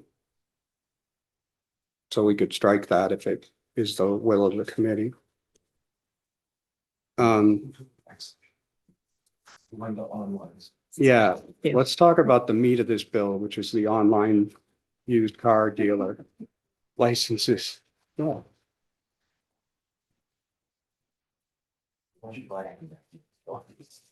So one thing I wanted to clear up was I list my car on Facebook Marketplace for sale. Is that considered? And I sell 5 cars or more. Would that be considered an online car sales, or is that just advertising online? That's advertising online if you had those vehicles registered for at least 6 months. Okay, That's Owned and not registered. online car sales. okay. That clears that up. Does anybody have any questions on subsection 958? Forward.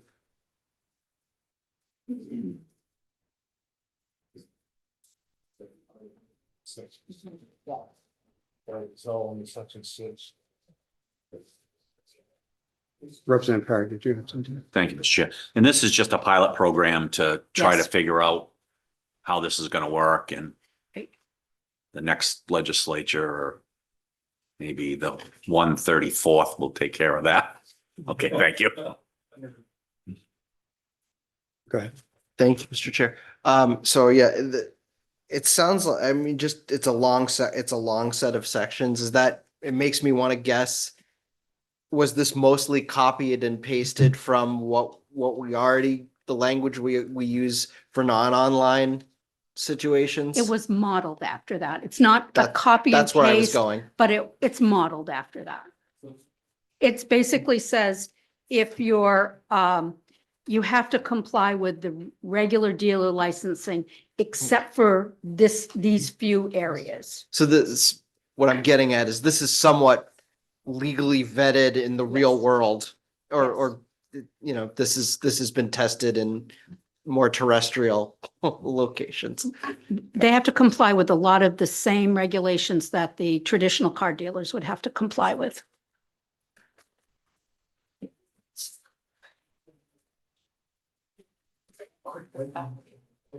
Well, no, one more question, sorry. Inspection requirements. How is an online dealer supposed to provide a car that has been inspected? So we had a lot of lively debates about that. Okay, Very interesting.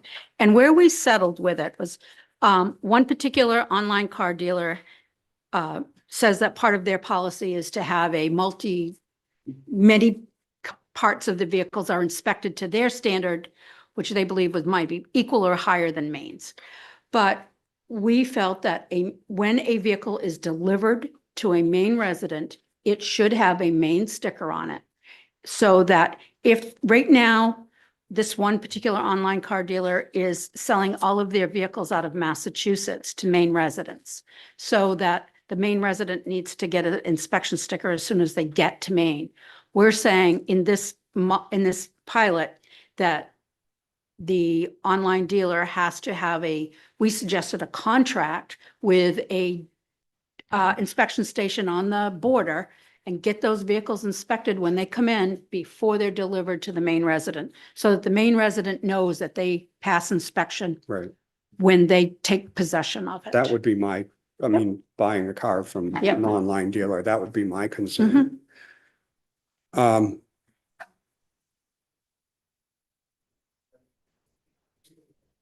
Okay. And they have to have the same like disclosure. Yes, Okay. same disclosure. We kept that in law. They have to have it. So right now, a traditional car dealer has to have the used car buyer's guide posted on the window. It's hard to do that online. So what we said is if they sell it to a Maine resident, they've got to provide it online and then provide it in paper when they deliver the vehicle. Any other questions? So I'm gonna make a motion. I want to strike the whatever section covers the plate shop, which is the understanding that you're going to get back to the next legislature with costs of buildings and stuff like that. And also strike the equipment from section 2.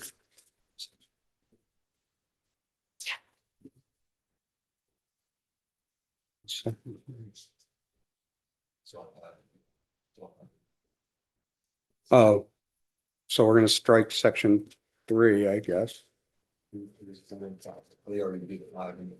So 1, 2, strike sections 1 through 5. Motion. Yeah. I'll second. Can we just clarify the parts that we have removed? We just clarify the parts that we have removed. You've dropped your voice and faded down at the end about question 5, so I just want to hear what you said. 1 through 5. Getting her. 1 through 5, okay. Strike the 1 through 5. Is that- 6, the online to be just sections 6 and 7. I'll second. That's the second day. Okay. You made a motion, I Okay. seconded. So we have a motion and a second. Any other discussion? Yes. Take care. Real quick, 6 and 7.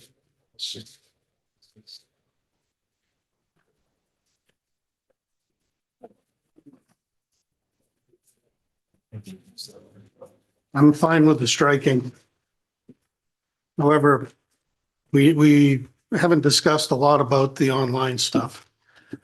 When I've witnessed other things, other times, other products where states are trying to regulate people in other states selling things to their state. What I've witnessed is companies that just stop selling to those states. So, you know, we should be thinking about what benefit we are to the consumer of Maine here. Are we going to limit their choices from purchasing online vehicles because companies are just going to stop doing business with Maine? And where does that balance out with the true problem that we need to be protecting consumers from? So I guess what I'm saying is, are more people getting ripped off than not on these online sales? And if the online sales stop because we institute something like this, are we going to be helping the consumer overall or limiting the consumer's choices overall? I think there's a bigger picture here than what we've addressed to this point.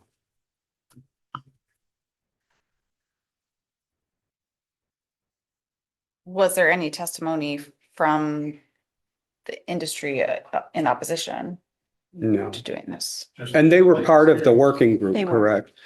I mean, I guess I don't think I would want a dealer. Wait a minute, let me just say this. I don't think I would want a dealer that can't comply with this selling to consumers in Maine. I understand what you're saying, and many consumers or dealers probably could comply. Mhm. But they're going to, you're asking them to do things like set up contracts with people in the state to do inspections. You're adding more and more barriers to their business. And we haven't really heard how many people have complaints about online dealers. I didn't see any testimony about, I didn't see 50 people in the audience here saying, I got ripped off when I bought a car. I saw very little testimony either way here because we were just presented this a few days ago and now we're expected to vote on this big omnibus.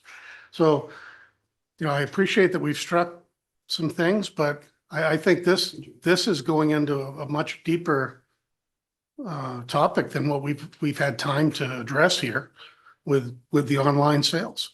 I mean, It is we haven't heard pilot. anybody from the industry come and talk to us because this was only presented, it was only a public hearing a couple days ago. It is a pilot. Representative Perry. I'll let Representative Farren go. Yeah, I just say, yeah, let me go.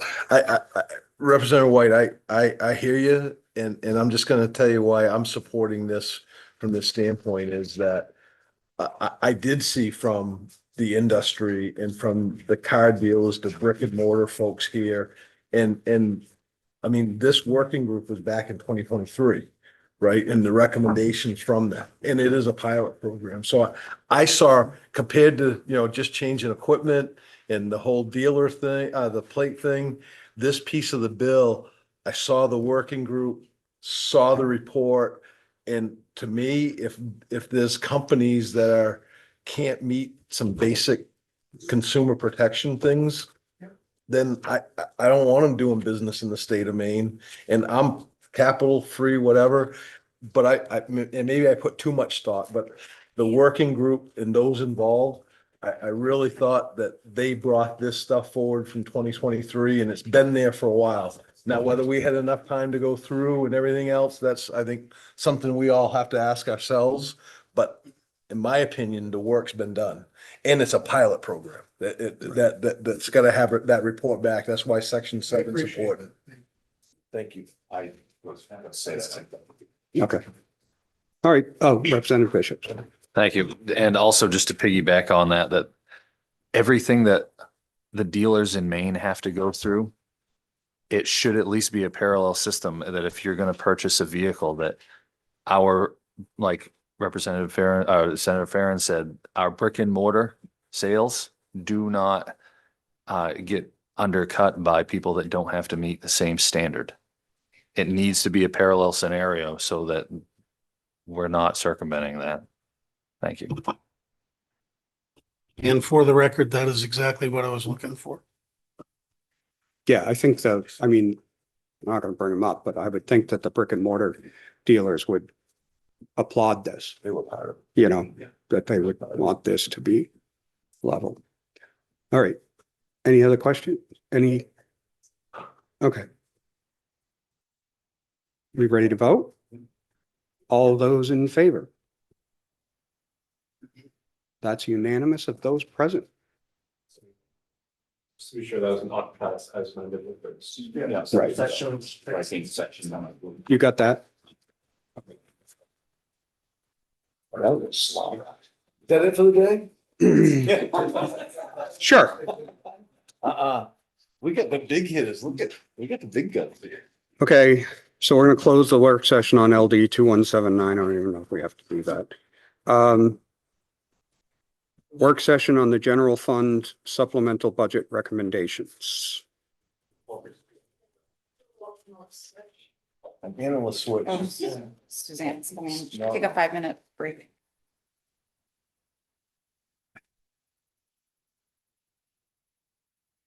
The committee's going to take a 5-minute break and reconvene when our analyst is here.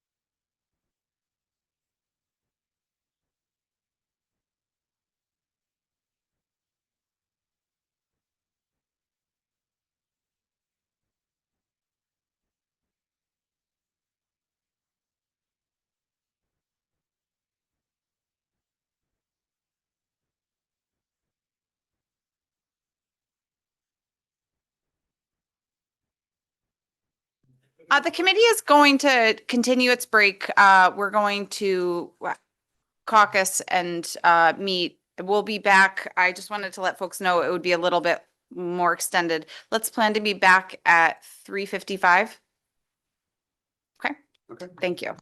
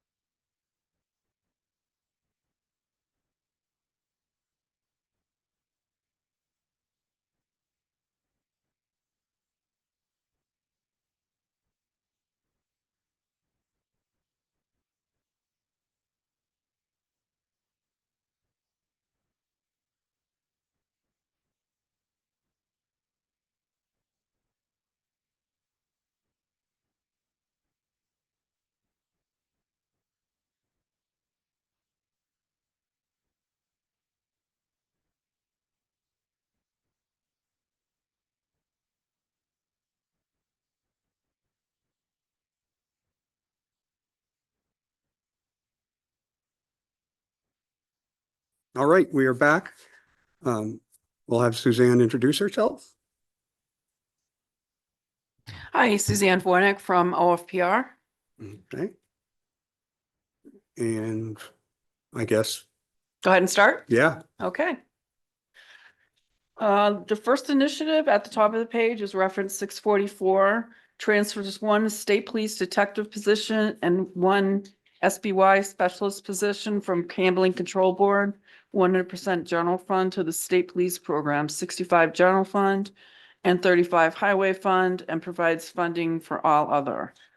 Total costs, and these are all general fund costs of 196, 466 and 26 and 204, 717 in 27. so my question is that the highway fund is gonna take a hit of 35% for each amount. Yes. Well, we don't have those. Oh, maybe I do. No, they're not on here. Yeah, I mean, they were on They were on the sheets that we had at the public hearing. Yeah. But then AFA has us use makes me, this. Yeah, I don't think they're in the same order, so so 640. Oh, good. And there's no numbers on this. Fantastic. Okay, well, It's halfway down page 2. yeah, but so the cost to the highway fund would be 112,000 or 108,000 the first year and 112 the second year. So 320 yeah, out of the highway fund. yeah. I'd like to make a motion to move this out. Second. So, number 644.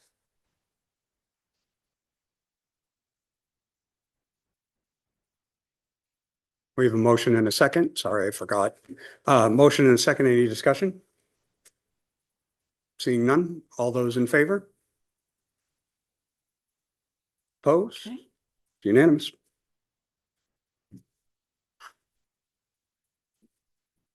Okay, Okay, next is establishes one state police lieutenant position and one state police sergeant position and provides funding for related all other. This is a cost of 84,375 and 26 and 307, 527 and 27. And these are to support the Bureau of Capitol Police. looking.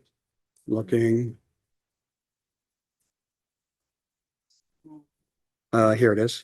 So that would be 108,000 in the first year and 112 in the second year. So I'm doing just rough math here, 210,000. I'd like to make a motion to move this out. We have a motion and a second. Any discussion? Seeing none, all those in favor? Okay, Next is establishes four state police detective position and provides funding for related all other costs. And this is a cost in 27 of 528, 508, and this is for the executive protection unit for the governor. looking. Second page.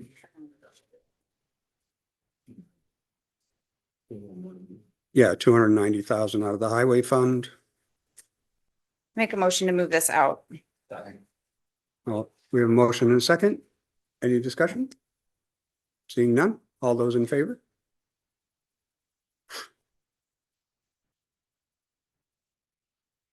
The next initiative, reference 647 on page 2, provides funding for the approved reorg of 5 senior laboratory scientist positions from range 29 to range 31 and related all other costs.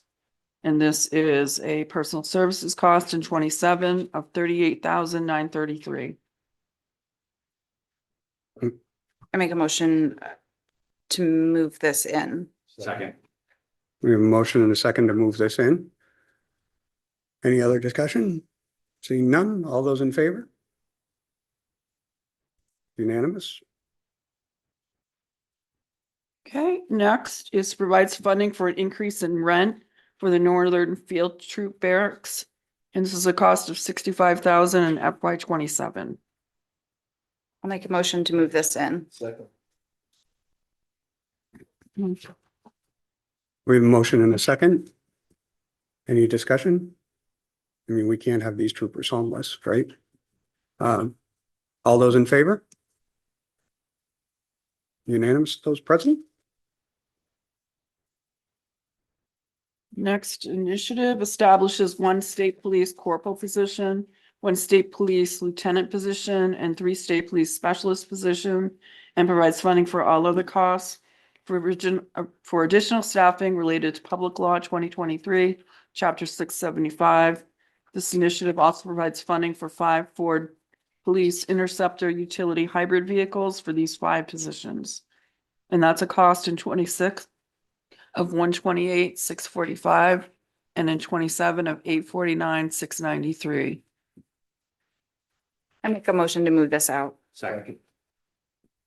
Motion and a second. Any discussion? Seeing none, all those in favor? Opposed? Unanimous of those present? Next establishes one forensic chemist 2 position and 1 DNA forensic analyst position. It provides funding for related all other costs, a mobile unit, and a contracted trainer for the tracking system. This is a cost of 86,362 and 26, and 267,047 and 27. And this is for the sexual assault tracking kit program.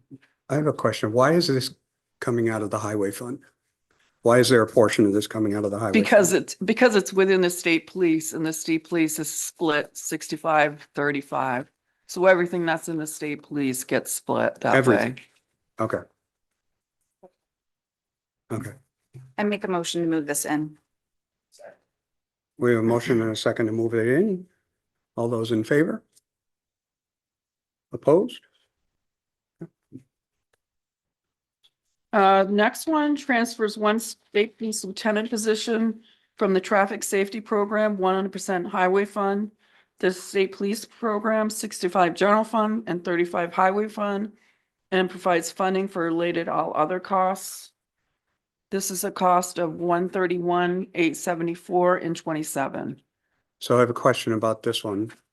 Am I reading this right? A lieutenant position from the traffic safety program, which is 100% highway fund, Yes. to the state police, which is then going to split it. So why Yes. isn't the 131 or whatever amount that we have of the highway fund, why isn't that a negative? 75,000. You see what I'm saying? Yeah, I see what you're saying. If it was 100% highway fund.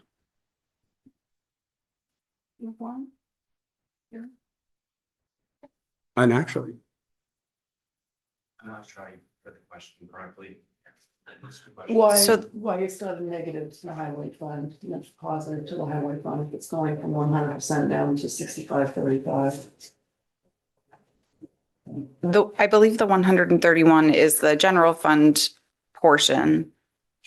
And the highway fund portion is. Oh, yeah, will become 75,000. 75,200. Yes, Which is a you're right. reduction. Because it sounds like from the initiative, it's all highway fund, which would have been $207,000. Still. So it is a reduction, but it still maintains the 35%. Yeah. To the highway okay, fund. all Okay. right. So we want to move that one.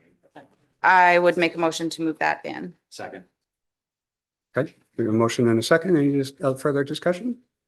Seeing none, all those in favor? Opposed? Unanimous of those present? And the next initiative is turnpike enforcement, establishes one state police sergeant positions, 2 state police corporal positions, and 4 state police trooper positions, and provides funding for related all other costs to increase coverage on the Marine Turnpike. Initiative also provides funding for 7 vehicles for the 7 people. And this is other special revenue funds of 335,136 and 26, and 1,616,606, 27. And those costs are reimbursed by the Turnpike Authority. Make a motion to move this in. Motion and a second to move it in. All those, any discussion? Seeing none, all those in favor? Opposed? It's unanimous of those present. And that's all I have. Short and sweet. So I will be doing, because this is this bill is in AFA, so I'll be doing a recommendation. I'll be doing a report back to them and I'll send it to the chairs for approval before I sign it and get it to them tomorrow. So you'll see that on your email. Okay.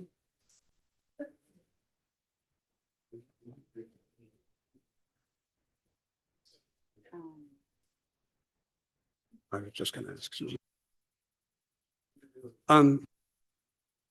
Suzanne, one of the things that I've wondered is when we vote something out, obviously AFA can put it back in. That money comes out of the highway fund anyway, right? How often does that happen? Once in a while it does. I remember the last session with the biennial budget, they paid close attention to what you had voted. And they matched their votes on the general fund. When they did their budget, they matched their votes to what you had already voted. Right. That Okay. doesn't always happen. So I can't tell you that will happen this time. Right, I get that, but But- I'm curious, I was curious, Yeah. like how, They did match it this past budget cycle. great. And it's not that we don't like public safety. Personally, it's not that I don't like public safety. The highway fund is already, and doing nothing but getting worse. So. Anyway, was I not supposed to say that? No, that's that's Okay. awesome. That's like preaching to the Yeah, choir. you're doing his speech. All right. Okay. Well, thank you. And we'll invite Melanie back.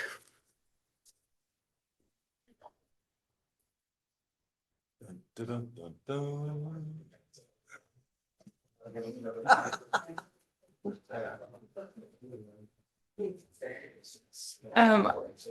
You have a lot of new papers, so I wanted to let you know what's new. The Turnpike did provide some amendment language, so you should have, this will be on white paper. It should start with sponsors amendment markup, but on the bottom, it has the date of February 19th, 2026.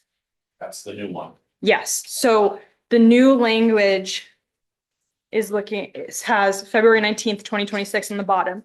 They also provided a summary of what those amendments are. Also has the date of February 19th, 2026 at the bottom, and it has the changes numbered as 1, 2, and onward.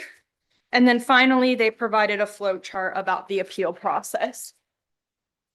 So all of this, it should be on the top because it was just distributed today. I will also note at the last work session, there was questions about ticketing. The state police was able to provide that information. I ensured it's on blue paper, looks like an email. So I was able to make sure you all had those numbers in your folder. Just since that was a question about enforcement currently, these are the current numbers. Then finally,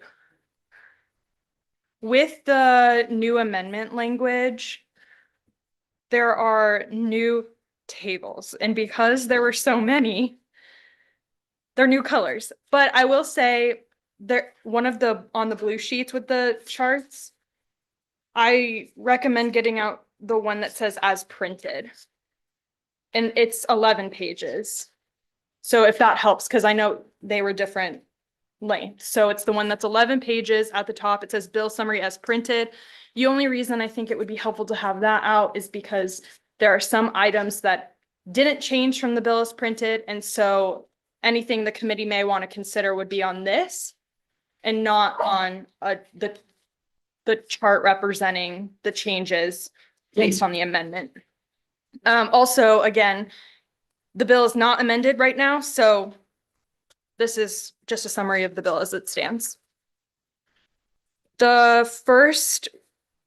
So I was able to go through and provide a summary of the sponsors amendments on a chart. It's on this color paper. On the salmon is what I was told this is. Yes. It is. And so it goes through the changes of the amendment, and the Turnpike is here, but I'm also happy to walk through. So if you have questions on what it is, they're here, but I'm also happy to walk through with the committee. And then on the golden paper is just the side by side. I know so many papers, Senator Nagel. They're all color. This Every is- color. So I can say, this is yellow, this is pink. Yeah, no, then, no, pink. And this is blue.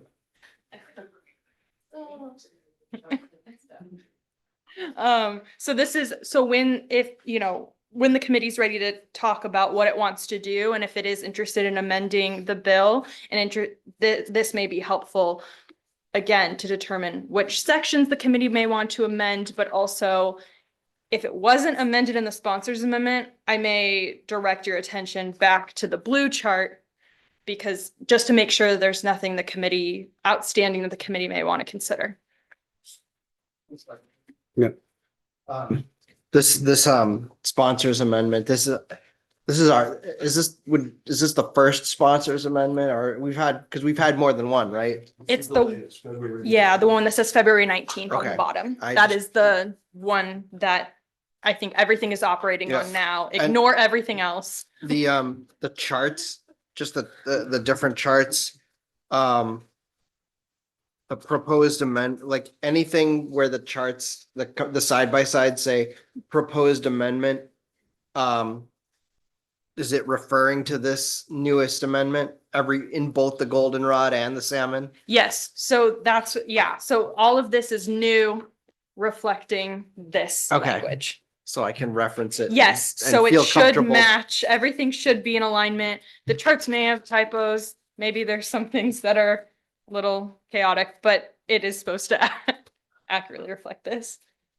Okay. Senator Farren? Would it be helpful for the committee? I know we got a lot of paper here and details to go through, but picking up from the last work session, one of the focuses that the Turnpike Authority and we worked on was the comments from the committee, right? And if you look at the summary dated February 19th, not the amendment, but the summary, I think that might be helpful to start some of the discussion, just to show if we have addressed some of the concerns that the committee members had during the last work session. Yeah, it's this one. It says the following of the summary of the more significant changes and go through. And Melanie, if you wouldn't mind, just because you put together the charts, walking us through those changes and how they reflect into your charts in the sponsors amendment. Does that make sense? Yep. So we can start with the first change. The change was an addition of blue lights. So that is in section 3, subsection 2. The amendment adds a new a new paragraph E to subsection 2, which allows a vehicle operated by the Turnpike or its vendor to be equipped with blue lights to the rear of the vehicle if the vehicle is stationary and the lights are used for the purpose of alerting drivers in or near a highway work zone that a system is in operation. I will note, I do have some questions for the committee if the committee is interested in that, but so I'm just flagging that I have questions, and I'm happy to On- kind of on that On the, particular? yes, and I'm Go ahead. happy, okay.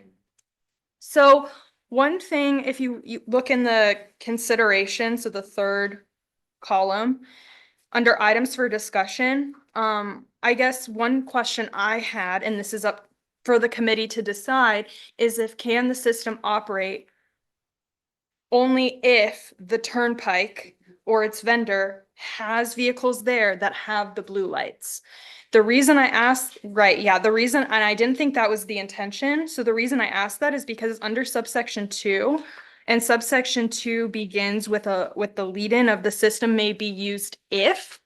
So then if you put them together, the system is allowed to be used if a vehicle operated by the turnpike or its vendor is equipped with blue lights.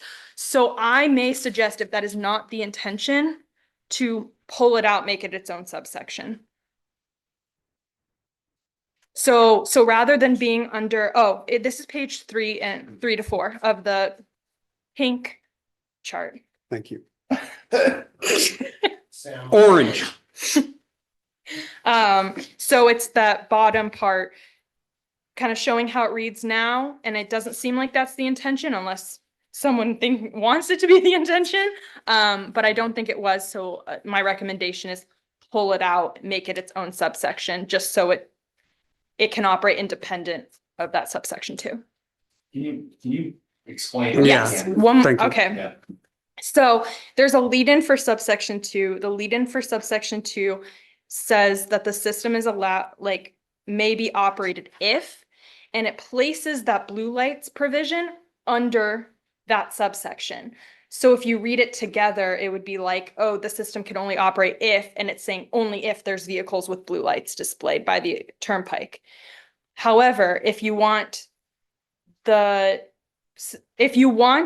turnpike or its vendor to be able to use blue lights to notify, to do as what the rest of the provision said, even basically the system can't operate if there's not vehicles there. So if you want the system to operate regardless of if there's a vehicle with blue lights, I would take that out.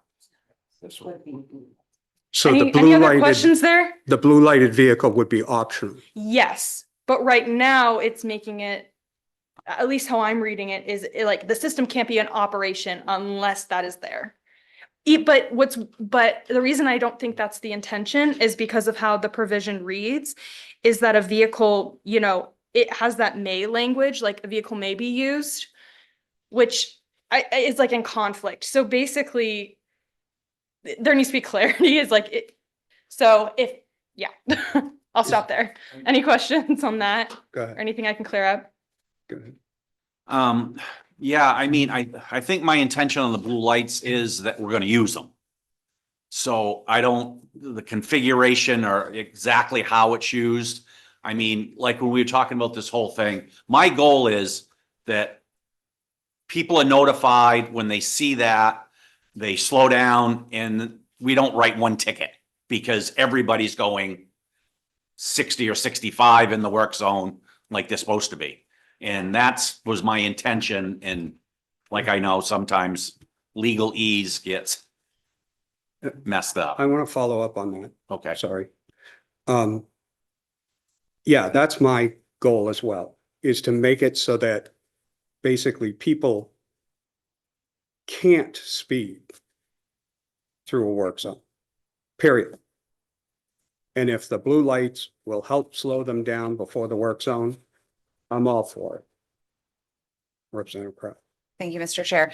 I think because this is a pilot program, I would be interested in giving the Turnpike the ability to perhaps collect information in some work zones with blue lights and some without, so that we have a better sense of, is it the blue light? I haven't heard explicitly that it's only the blue lights that make people slow down. So I wouldn't want to require the Turnpike to have blue lights at every single site at every time they're doing this, if they're looking to gather information about what's effective. Go ahead. I guess my thought is the goal to gather information or is the goal to slow people down? Right. And Is this that's- a research study or is Right. this? I think it should be to slow people down. But Go ahead. Right. but it's a pilot. And so there could be different factors that are more or less effective in slowing people down. And so by requiring everything be part of every work zone, seems like it could limit the Turnpike's ability to assess when they come back to us in 2 years. If they have really good information that blue lights are the thing that make the difference, then we would want to pass legislation that says, actually, blue lights are required in every work zone that's using this, rather than making it optional. I guess I just think it gives us the best chance, just in this short-term window, I'm not saying forever, to give them the opportunity to be flexible.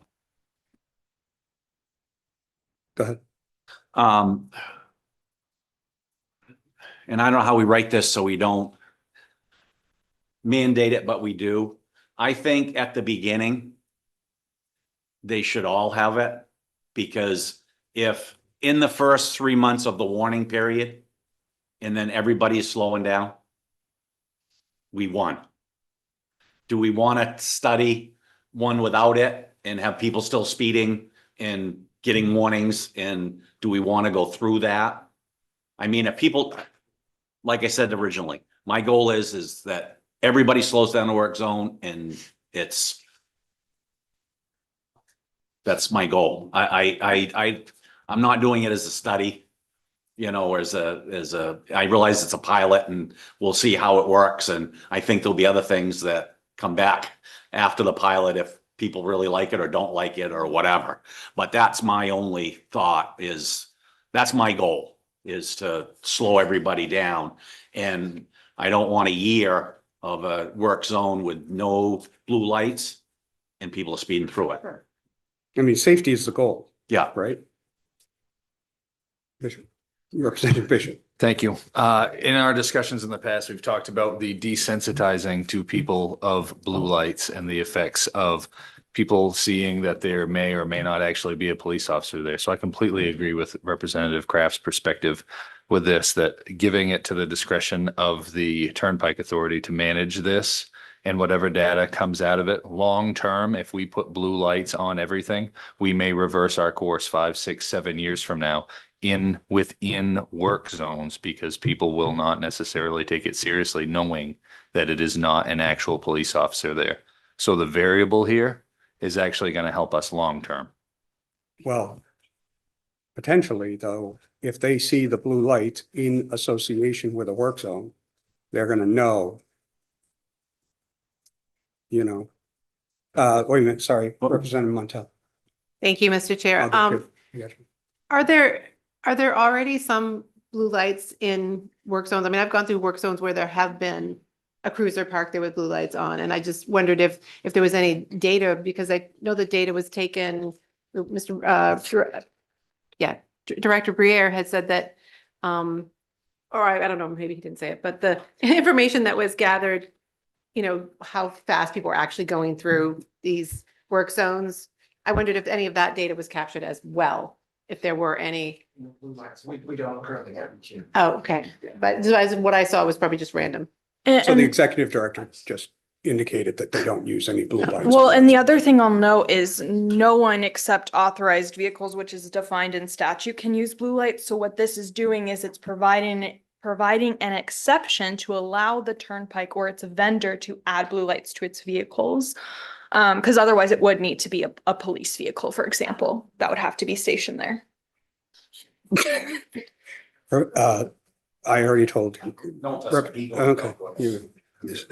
So Representative Montel, just so you know, right, one of the things we had on these, you have seen those standards of blue. They're not really legal, the municipalities or whatever, but the state police and others chose not to enforce that because they are trying to do something. This is changing that to allow the Turnpike Authority to utilize that option. Folks, just on this particular one here, I just ask as we have these conversations and we try to move forward to putting something forward, this is a pilot program for 3 work zones, right? On the 109 miles of the Turnpike. And to gather some data so that we know whether this is something that the DOT ends up utilizing or other places along the way. We want to have, so, because I've had to stave off a bunch of folks in the last couple of days that, you know, the sky's falling and Big Brother's in your backyard and all this other stuff, is that this is a pilot program on 3 work zones to try to protect workers. And how we get there with that piece and collecting it, I just don't want us to overthink the long-term piece of the project. That's all. Go ahead. Thank you. Yeah, in these work zones, when we talk about the blue lights, there's gonna be big signs that say camera or radar enforced zone. They're gonna know when the blue lights come on that they're doing something wrong. You know, and it'll be up to the turnpike to determine if they want to set those at, if it's a 60-mile-an-hour zone, if they set them if people are going over 60. They're not gonna write a ticket or not gonna give a warning unless they're going over the 10 miles over. But I think that by that warning, that people are gonna slow down. And, you know, I think there was one part that I was looking at it, and I think the only change was, and I don't know if this was an earlier version, we talked about 3 signs and possibly putting the blue lights at the second one where it enters. So that's where, and then the third sign is where the camera's gonna take their picture. If they're speeding. If they're not speeding, if they've slowed down, we won, and nobody's done that. So that's kind of my whole kind of thought process on how that's gonna work, you know, in this, so.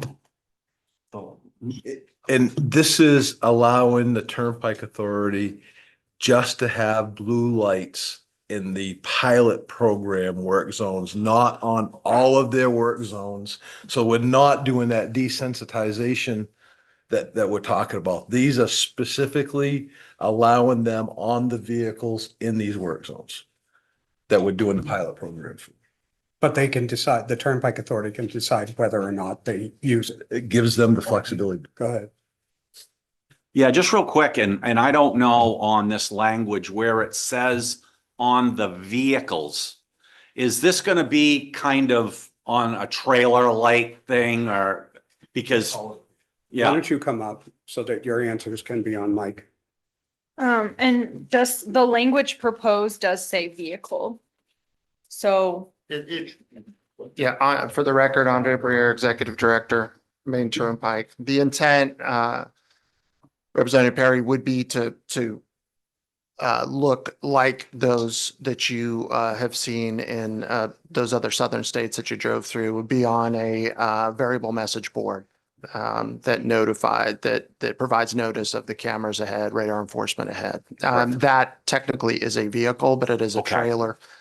And my only, I guess my only recommendation to the committee would be, I'm not going to speak to the broader issue, but for the blue lights to be effective and also safe, we just want to make sure those are ahead of the work zone, so we don't get erratic responses to those Yep. lights in the work zone. yeah, follow-ups. I think my thought was with the 3 signs or the 3 areas, you have one that's way before the work Yes. zone. Yeah. Then you have one when you're starting to narrow the road or a little bit or whatever, or back, and then you have one at the camera, Yes, sir. was kind of my thought process. does the committee want to include that language in the resolve or just leave? I guess that's my question to the committee. It's been articulated here. Is that something you want to see in this language? Because then that will ensure that it then has the force of law. Of course, it could then, it's up to, but if you're like, no, just the authority, that's what they said they're going to do, got the authority. So that's up to you. That's the committee's choice. I would suggest that we keep E, but pull it out so that it's not under the if, but that the language is still there explicitly allowing them to use the blue lights. And do you want the language about the signage in the resolve? You might as well just stay. So I guess that's my question to the committee. Do you want in this resolve, as like what Representative Perry articulated, to be in the language of the resolve? Again, it doesn't have to be, but if you really want that to be how it is, then you may consider that. The problem is when you use words like way before and before you enter, no, well, because every work zone is different. Yeah. Right? You don't know what the line of sight is to see them. You don't know if there's an exit in between.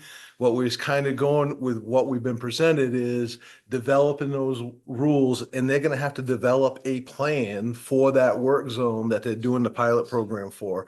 And I think, we've heard adding that to it. I just don't know how you can say 3 signs if you want, but as far as getting too detailed, I think every works zone is different. Oh, no, I totally agree. No, I totally agree. I just, when the Turnpike brought their map, Yeah. I just looked at it that That's the goal was to give drivers a huge warning. And, and I just thought that if we put 2, then they can't put 3. So I figured that was, we could do that and leave it to the discretion of the Turnpike and on how that works in the best way to make sure that people are going 65 or 60 in a 60-mile-an-hour work zone. And So- to be clear, the language says at least 2 signs. Okay. So the floor is 2. Okay. So with That's- the blue lights, if you want to change it to 3, I'm sorry. So if the desire is that we want to make sure that they have the option to do the blue lights, we could change that to 3 signs. Right now it says 2. Yeah, I get what you're saying. So it could be, so it allows the Turnpike to use blue lights, but what Senator Farren is saying, if they choose to use the blue lights, then there needs to be 3 signs and I'd just rather say a minimum of 3 signs, I'm good. We can get this. That's what moves people along. Absolutely. Yeah, I think that way, and because then and this isn't in statute, but that way the middle sign is your blue light sign, and then you have one that you're giving them a warning before they snap their picture. so to be clear, changing paragraph B. So rather than at least 2, At it'll be least at 3. least 3. Right. minimum. Yeah. Yeah. Okay.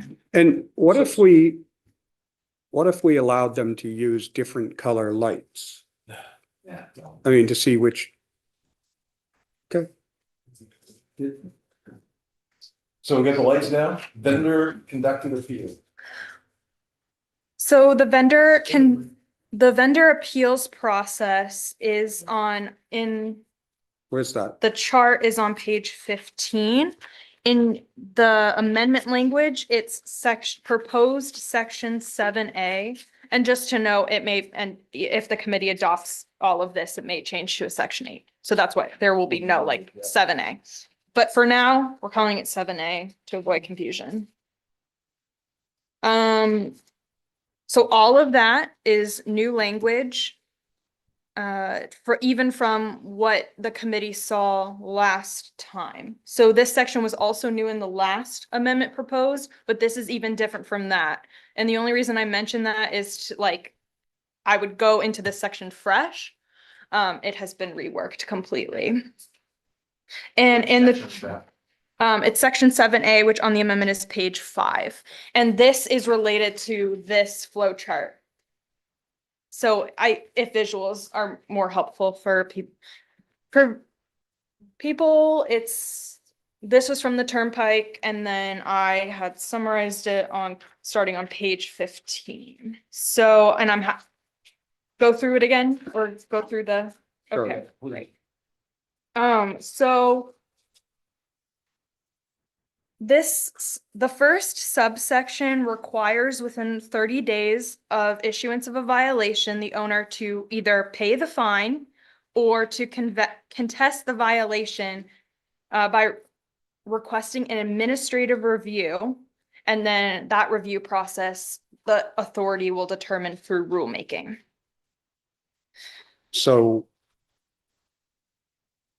I really, 15. And so this is the first part of the flow chart. You either pay the violation, so the top one, or you contest the violation, or of course, there's always the option of no action. so So in other words, there's going to be no court involved, no judge. Not at this part.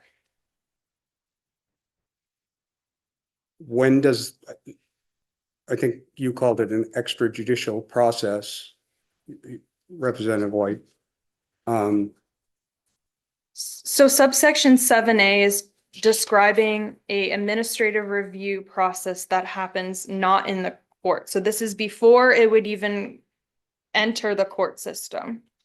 If that like the judicial process. Sure, yeah.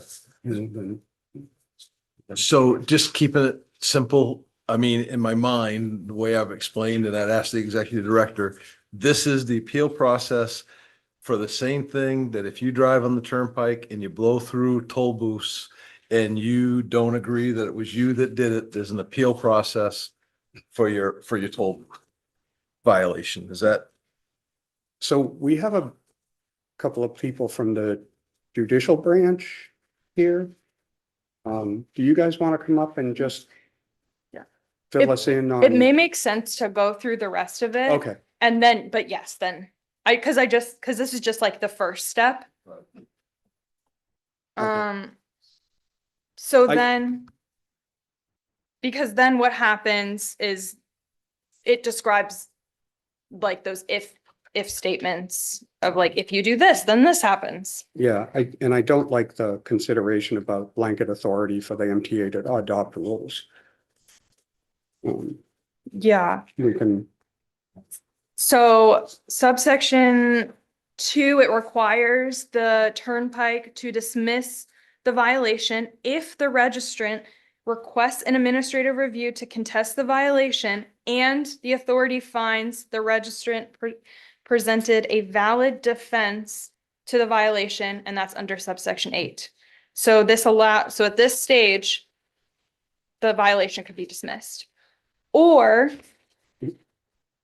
it states that the registrant is not subject, and then it just clarifies that they're not subject to any penalty for that violation. It's not considered, it's just gone. So now on page 16. oh, yeah, sorry. Forgot. Well, it was said the last time we met that the only valid argument would be if your car was stolen. So why don't we change that to car being stolen? I mean, if it's a stolen vehicle, then you're exempt and you're not anywhere under any other circumstance. I think That's how it's, it went down last time. yeah, it's stolen, but also a defense could be the system was not in compliance. If the committee Okay. wants to keep that as a defense, and if not, then I think that change totally makes sense. So then on the chart, it's under the contest, you're either liable or not liable. So that's what subsection 2 says. Subsection 3 says that, so if the civil penalty, so basically if in that administrative hearing, if the authority determines that the registrant is still liable for the penalty, they have to notify the registrant that the registration of the vehicle in the violation will be suspended if the payment is not received within 30 days of the warning's issuance, if that registration is in the state of Maine. If that registration is not in the state of Maine, then the Secretary of State will suspend the right of that registrant to operate their motor vehicle in Maine. This is very similar to processes already in place, like similar for the tolls, just to provide some context there, but also noting that what happens if you don't pay the civil penalty depends on where you're registered. And then, yeah, go ahead. What happens if it's in, oh, there it is. And then this just also states that it requires, when notifying the Secretary of State, the authority has to send a notice to the registrant that you have pending suspension. And that, again, that suspension is contingent on where the registration is. I do have a suggestion for clarity, but don't have to go through it now, can save that. It doesn't structurally change anything. I have a question on this. Sure. So different jurisdictions will handle this different? You're saying that some jurisdictions won't suspend or? So I think this goes down to what the state of Maine has. Maine only has jurisdiction over residents of Maine and what happens in Maine. So if the car is registered in Maine, the registration certificate can be suspended. But if the car is registered in another state, the Secretary of State, they can only say you can't drive your vehicle in Maine. And this is common for not paying a toll or even for traffic infractions for suspension too. Like this is a common, because you can't call another state and be like, suspend their registration. Can't Rental tell another state. vehicles, Rental? yeah, do we suspend the rental car company or?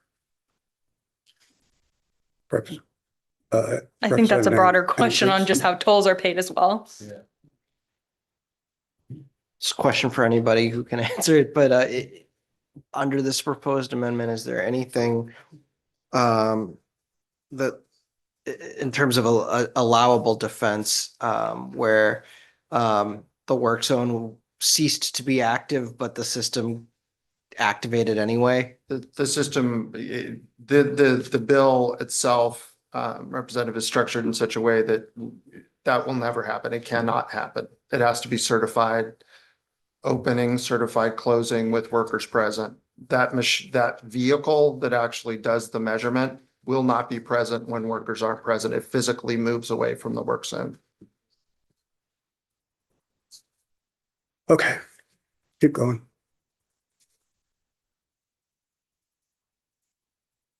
You just make sure.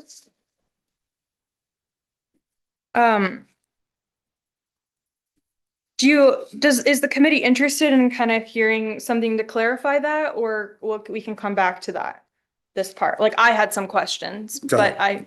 Let's just do okay. it. So it's only for structurally. Let me make sure I'm explaining this. Right. Oh, let me go through subsection 4 first, and then the comment applies to both. Subsection 4 on. In the- That's on page 18 Of the. of the chart. Yes, and then it's on page 6 of your amendment. So subsection 4 requires if an administrative review was requested and the registrant is liable still, but fails to pay the fines, the authority notifies the Secretary of State, and then if they're in, it's that same process, that same suspension process. I won't go through it again unless the committee wants just to hear it one more time. And let me just make sure. And to be clear, in both of these sections, there is a statement that it requires the suspension to follow the same procedures governing a suspension for failure to pay tolls under Title 29, Section 154, subsection 6. So it's following that statute. So one consideration is potentially for the committee just to have it for logical flow, maybe switching the order of 3 and 4. Only because it's just like you're either it just follows it from bottom to top of the flow chart. That's kind of a up to the committee thing. The thing that I think is more for clarity is changing the lead in. And so on page 18, you can see the one for no response, that section about no response, or just kidding. Not no response. You're liable, but you didn't pay. Having a lead in to say everything that it said already, but if you fail to pay the civil penalty, the authority shall notify the Secretary of State, and then the Secretary of State shall either A, do this if you're in-state registration, or B, this. So that's just B if your car's registered in another jurisdiction. That suggestion is purely for clarity, only because the section, it's a lot of information and there's a lot of different things happening. And so it may make it clearer. That's just my personal opinion, but it's up to the committee. And if there's any opposition to that, then totally fine. Senator Nang, yeah. So basically, we can only, how will rental cars be handled? If, with the committee's permission, I would defer to my general counsel. We can talk about the Sure. broader issue.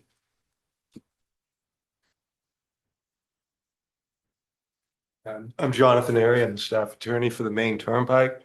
Rental cars, they'd be the registered owner, the U-Haul, whoever would be the registered owner, and so they would get a notice. And hopefully they would pay, and what they'd probably do is pass that on in their rental agreement to whoever rented the vehicle. That's what happens generally with the Easy Passes now.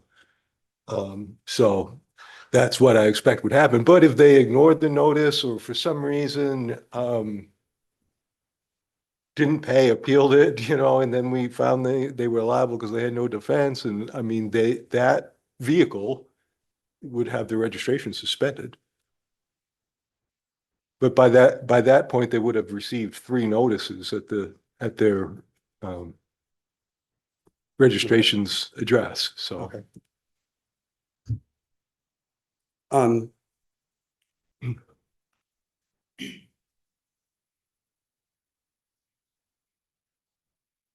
Melanie, is there anything in the statute that says if they've requested it, if they've contested it with the MTA, that their required payment is stayed until that contestation is held and a decision has been made? Yeah, I believe there's language that the person, assuming that they're liable, it would be 30 days after that final decision is made. So even if they went all the way through the Okay. end, I believe that's correct. Okay, I just want to confirm that so that. Yeah. I have just another clarification question for the committee. So there's that language about that this is following the same procedure as Title 29A, Section 154, subsection 6. And I just want to clarify, is this for either suspension? So if you're a vehicle registered in Maine or registered in another jurisdiction, the only reason that's a clarification question for me, and I want to make sure that intent stays, whatever that intent is. That procedure that you're referencing is what's currently practiced with the toll system. Yes, and so I just want to clarify, it should refer to either suspension. It's a drafting question, so it would just be how it's structured in drafting. That's why I'm asking. Okay, I would support including that. So having it apply, just blanket, okay, nope, that was just a drafting question, how I would do the paragraphs. Go ahead. If there is some extraordinary circumstance that this committee or the Turnpike Authority hasn't dreamed up that comes to pass, what is the level of discretion that the Turnpike Authority has if it knows that the person probably isn't liable but doesn't have a way of processing that?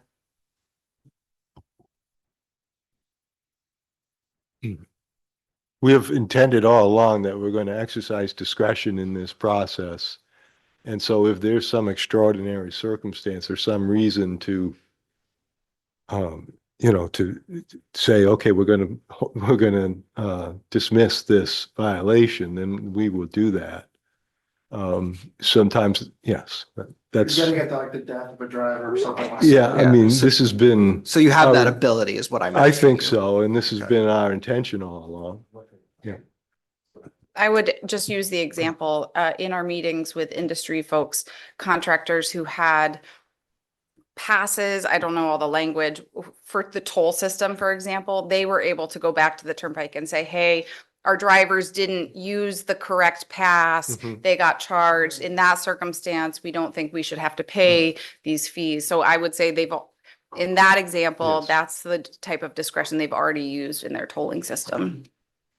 And with the Easy Pass, there's a lot more variations that you have to deal with, so, yes. If Senator Angeles, on your question about. I was just gonna say, don't call him a senator. That's a demotion, okay, I was sorry. No, No, I wanted to say, expand on on the question that you had before about if there's no workers in the work zone. That is part of the requirement for the system to operate. So that would be a defense, that the system was not set up properly is a defense. So if that certification that workers were present was not true, that would be an actual literal defense. It wouldn't be an example of having to exercise discretion. That would be in here. So you're saying that's sort of an umbrella term that can be If applied rather broadly. Right. If the system does not comply with all these rules that we set out about signs and workers being present, then that is that's a valid defense. Yes. Control of personal information?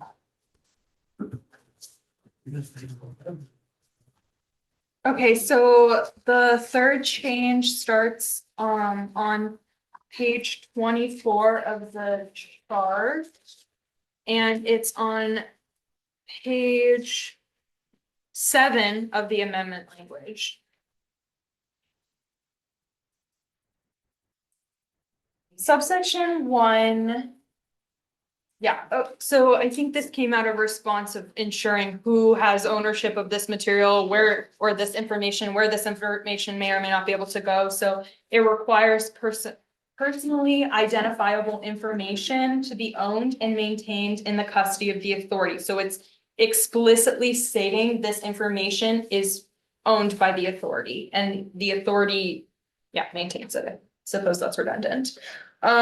It prohibits the vendor from disclosing the information without permission of the authority. So the vendor would have access, but the vendor can't just disclose it. It has to go through the authority.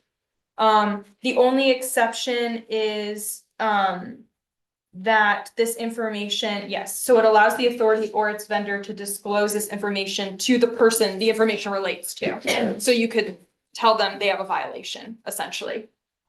Paragraph B, this is just adding investigation to the list of judicial orders in which the information may be disclosed.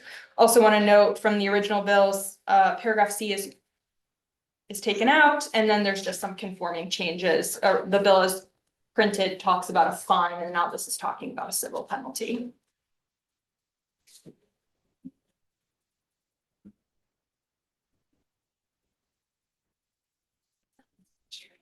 go ahead, sorry. So the question I wanted to ask the executive director, if that's okay. Tag out. Tag out, yeah. This is the big question I wanted to ask on Mike, and I think I know the answer, but given the proposed amendment, would you characterize the privacy protections in this to be stronger than existing privacy protections around tolling? They are more explicit in this language. I will say our policy, and this is something I did mention last session, is that for us to divulge any information gathered by our currently operating Easy Pass system, and it's an important point to make that this isn't innovative in the sense that we already collect lots of license plate photos. We only release that information by order of a court, of the order of the court. And that's current practice. So this is more explicit, but our privacy and our safeguarding of data is consistent across Easy Pass and this program if passed. I think that gets to the question. Well, I mean, so we talked about chain of custody for third-party vendors just now, and Well, this This seems ensures more, it's this just seems with more us. stringent than It what we is. do with the tolling, and that's kind of what I I wanted would to say it's a get. bit more stringent, yes. Thank you. Is that a policy or is that in statute? John, is that in statute? It's in statute. It needs- Okay. Because a policy can change, Yeah. you know, at the whim. And I believe that's Title 23, Section 1982. 1982. It's confidential. It says it's confidential, so this is treating it the same. But obviously this is a different More process. explicit.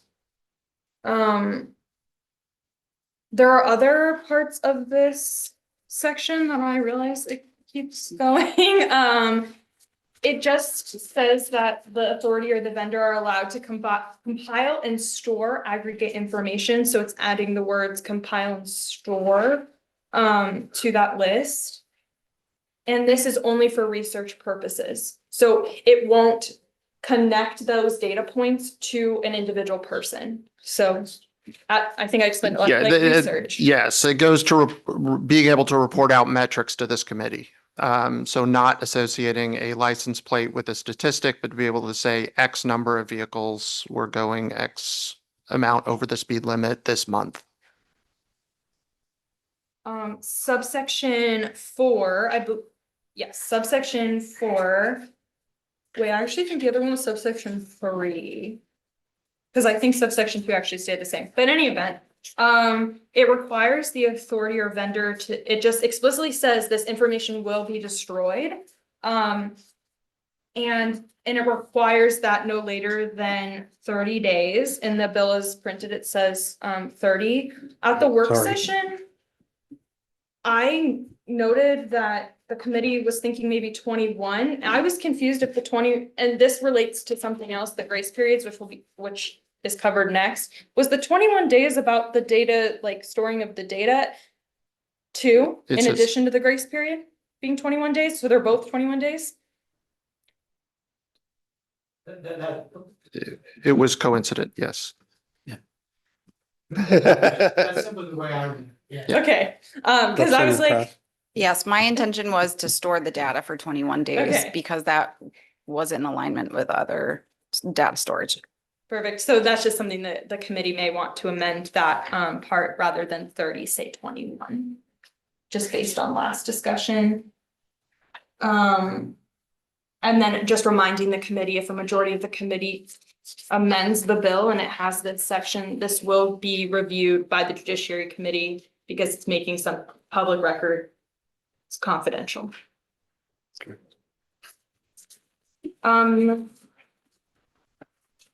Subsection 6 this is the same as that was discussed last work session about requiring the authority to engage with an auditing firm.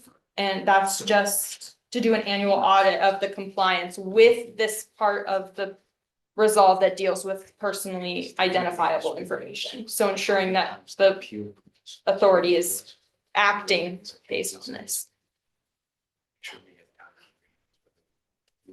And then this committee would get the audit for review. So the committee would know if the turnpike was in compliance with this section of the resolve.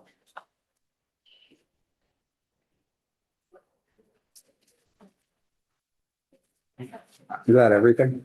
I think there was something about the grace Grace period, periods. yeah.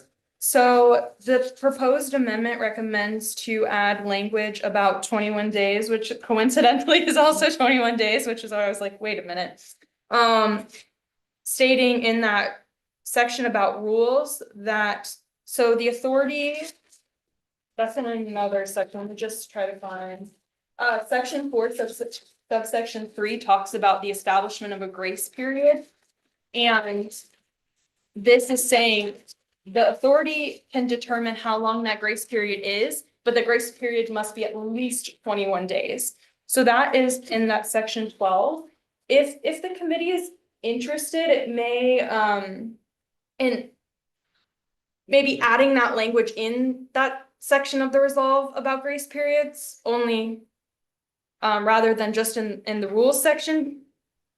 So rather than stating the 21 days in the rules section, cross-referencing this section about grace periods, and that section about grace periods would say 21 days. Go ahead. Can you just point to us where in the So- amendment that or Yes. initial references? So subsection 4, or section 4, subsection 3. 3. So let me make sure that's. That's right there. Yeah, subsection 3. So the authority may provide for a grace period. So it could, the 21-day minimum could instead be defined here, and then that would be cross-referenced in that rules section. So that's up to the committee if you want to do that rather than just have it in that rules section. I think it should be explicit in that section.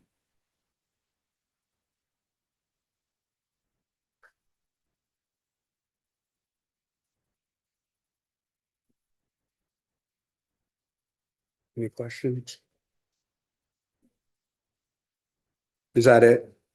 I think those are the big structural changes. Of course, there's other changes, but we don't have, that's up to the committee, how you want to proceed.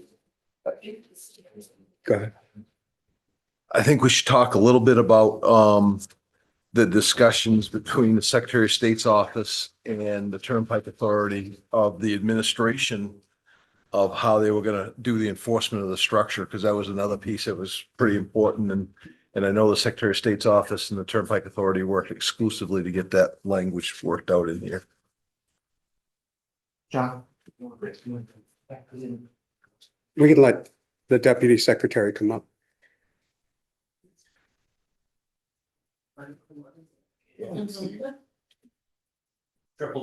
Hello again. Kathy Curtis from Bureau of Motor Vehicles, Deputy Secretary of State. We have had great conversations with the Maine Turnpike Authority. We have a good process for suspending registrations for failure to pay tolls. And it explicitly in here describes that we will follow that same process. So we had concerns about how it was originally written, worked with them, and we're comfortable with the process as written today. I just want to say thank you for that work. And I know the big thing was changing those words from owner to registered. That was a big piece of it. And Right. I appreciate you folks working towards trying to make this successful. The complication is we can suspend a registration, but we don't have any authority to suspend like the driver's license of everybody that's registered or titled for that vehicle. So we had to work through that. Thank you. Yep. And just to point the committee, there were in a previous amendment and version, it talked about owner, but now it's saying registrant in the definition. So that is defined in section 2 of the resolve. Done. All right, so I have a couple of comments. No, I know, surprise, right? I've made no secret about my objection to this bill, and it's not an objection to enforcing work zone speeds. It's an objection to taking pictures. And I agree with Representative Parry where he basically, my feeling is that we should make it so that somebody can't speed through a work zone, right? There was a work zone in Auburn where it was, the lane width was reduced. And we know that narrowing lanes does slow down traffic. I would like to propose an amendment that the Turnpike Authority narrows the work zone lanes that remain open to the absolute minimum. And I'm thinking, like I drove through the toll booths in Westbrook the other day, not necessarily not the high speed lane, but one of the middle ones. And that's pretty narrow. And I think they were made that way because we had a couple of decades ago, we had a lot of problems with people driving into toll booths because they were going too fast. And that was the genesis of the 15-mile-an-hour speed limit through the toll booths. So I'd like to propose that amendment. Also, the other thing that I have a concern with is that the work zone speeds are all over the place. So DOT is working up on, I don't know the name of the street, they're replacing that bridge, and the work zone speed there is 55. In Auburn, the work zone speed is 60. I was on the southern end of the turnpike and they were paving in York County last summer and the work zone speed was 50. And I think it would be just so much easier to say that the work zone speed is going to be, I don't care if it's 35, right? But it's going to be a consistent number. Just so that people know that the work zone speed, just like they know that the speed through a toll booth, not that they do it, but the speed through a toll booth is 15 miles an hour. Right. And I just think those two, my goal is to make it so that the Turnpike Authority never has to take a picture. Period. And if they do have to take a picture, then no one's going to lose any tears over it because it's something that they've done egregiously. You know what I mean? I brought that up before. I've gotten resistance to it. I'm not sure why. I just, is the goal to keep the work zone safe or is the goal to catch people speeding through it? And if the goal is to keep a work zone safe, then we should do everything known to make the speeds drop.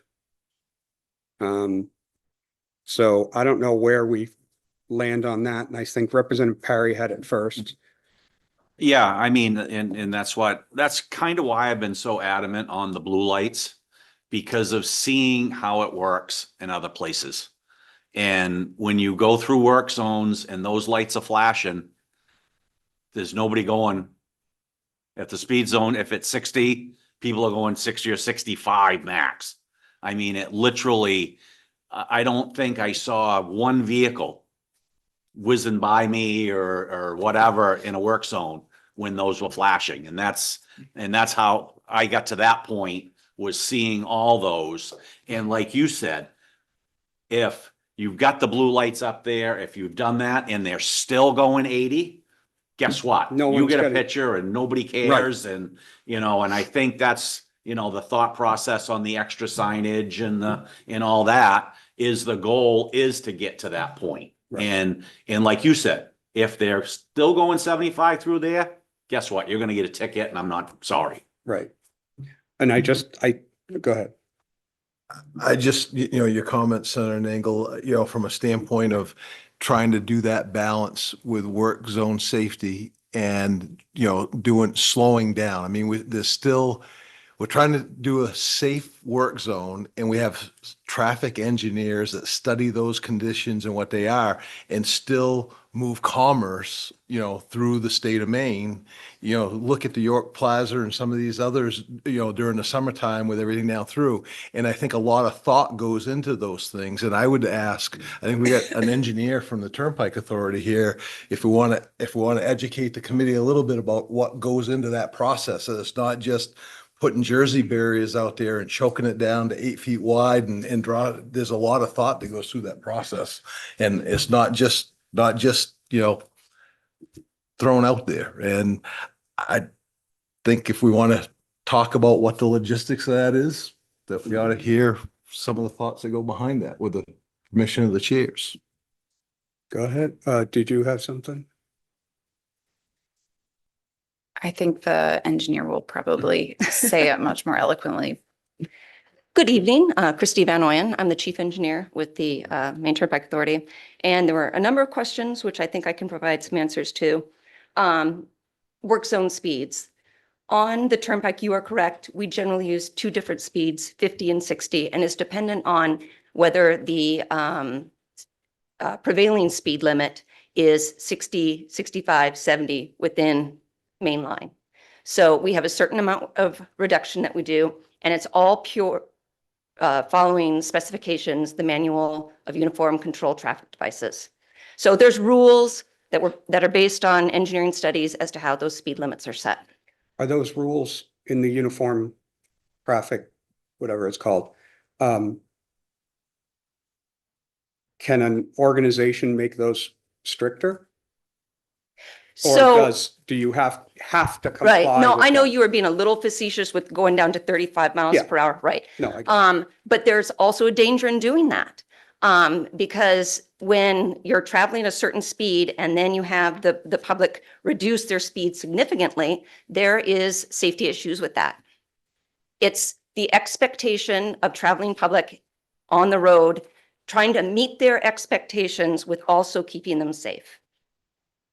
Okay, what about the narrowing of the lanes? I expect that the lane closure that you're talking about with St. Lawrence and Atlantic area, it was a small bridge that we narrowed down, and it absolutely did slow traffic down. But it also had an unintended consequence of that same effect, where people that were approaching it were starting to slam on their brakes, and then the cars behind them. We did have reported accidents, and we had a lot of near misses as well. So that's the unintended consequences of trying to keep people in the work zone safe. Okay, go ahead. There was, when we did our site visit in the fall, there was a conversation about, I don't have all the terms, but the concrete barriers Yep. that get put up, and that the public generally feels safer. Correct. So you might narrow a road with these concrete barriers, and there are workers on either side of them. So the road is narrower, but the drivers actually don't see that as high risk. Right. With workers, because they have this false sense of security that those barriers will protect everyone. Yes. Is that true? It is true. What you said is absolutely accurate. In the study that we did, that work zone in particular had some of our highest offenders, with almost more than 50% of vehicles exceeding the posted speed limit, and many more excessively exceeding. Exceeding the speed limit, as in if the speed limit was 60 through there, 62, or the 11 miles an hour that's in the bill? So we looked at 0 to 10, 11 to 20, and 21 over, and it would include that 50% includes that 0 to 10. But honestly, that was just a small portion. If you go back to like the bar charts that we had, we talk about the red, the excessive speeding. It was the greatest in those work zones. Okay. Any other questions for her? Seeing none, thanks. Thank you. Uh,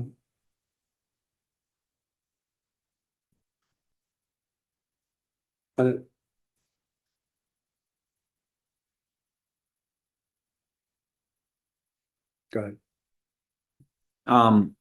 One thing that I would, and I may be here, I may not be, I don't know if I'll be here or not. I think it would be a good idea, to have a midway report back from the turnpike. You know, if we pass this, I don't know if it's really gonna be implemented this year. So I'm thinking next year, we're gonna see how it works. You're gonna have 3 months of warnings or whatever, and the rest of the time. That, I think that would make it January, at the end of January or February of 28. Which would be the second regular session of the 133rd. Right. That there's a report back to see how everything's going after that first year of that we get information. And I think that would be something good for the committee, whoever the committee is that's here, sees that. So I think that probably should be added to this as, you know, a mid-time report back. Thoughts of the committee? Yeah, I mean, this committee can always call the director in and ask for an update and do whatever. If you want it in statute under section 13, right now, we got no later than 30 months after the end of the pilot program. If we wanted to put in there before the end of the first session, regular session of the next legislature to get a report back, because it's going to take a while, right? This isn't going to take effect until 27. April, May, June, you know, you want some data, you know, so you want it to run for a period of time. That's So why I figured January, February of 28. Yeah, yeah. That would be that beginning of that legislative Whatever the session. committee, if that makes the committee feel better. Representative Kraft. Thank you, Mr. Chair. Would it be possible to put into statute, like to require a briefing or something? Basically a meeting, like sometimes asking for a report. If there has been some unexpected hurdle and there's not a lot that's been completed, they don't have a lot of information. I don't want them spending time putting a ton of resources into a report, but rather just come back, give us a year report back, a briefing in person, come to the committee, give us what you have. And then we feel like we're at least following along in what's happening. Are folks agreeable to that? Yeah, that's fine. Okay. I just want to clarify, so it could be in this section 13 as well, or we can make a new section, like about like a progress of the pilot program or something. Actually, it may make sense as like as a new section, but in any event, it could say something that the authority has to present, and then it would be tied to the start date. So like 12 months, or it could be 18 too, if you wanted an actual halfway point, but within 12 months from the start of the program, it can have language like that. Because we don't know when the program's going to start. So all the language about the start date is really vague, but it would follow that suit, but it'd be a year after, so 12 months. Yes, I just, Mr. Chairman, I wouldn't want somehow the committee to be called back in between sessions because it somehow fits, you know, I would like there to be some flexibility that it's during a regular session. Representative. I mean, that's what I was thinking when I give them the year of 27, which is all of next year, and then come back in January, February of 28, and you can put a date or just say in the second session of the 133rd. I'd rather have it be specified as a January as opposed to like January, April, but before April 14th. Yeah. So I think because there's not a specific start date, we can kind of try to like work backwards and figure out which second session, or just have language be like a year, the next legislature after it's been a Well, year. It's I- not I- ideal. I mean, yes, having a year is ideal, so you can put a year Well, in. that's why I figured January, the end of January of 28 is Uh-huh. you have all of next year Mhm. to get information. And it's just that first full year, not counting anything this year. It's 27, the full year, and then in that January, come back and let us know how everything's going. Okay, so rather than like that exact year, the exact date is January 2028. Yeah. Whatever, and then I'll figure out which legislature that is. We have two members of the judicial branch here that may have some concerns about this. They've been sitting here all afternoon since 2:30, and I think we should probably hear from them as well.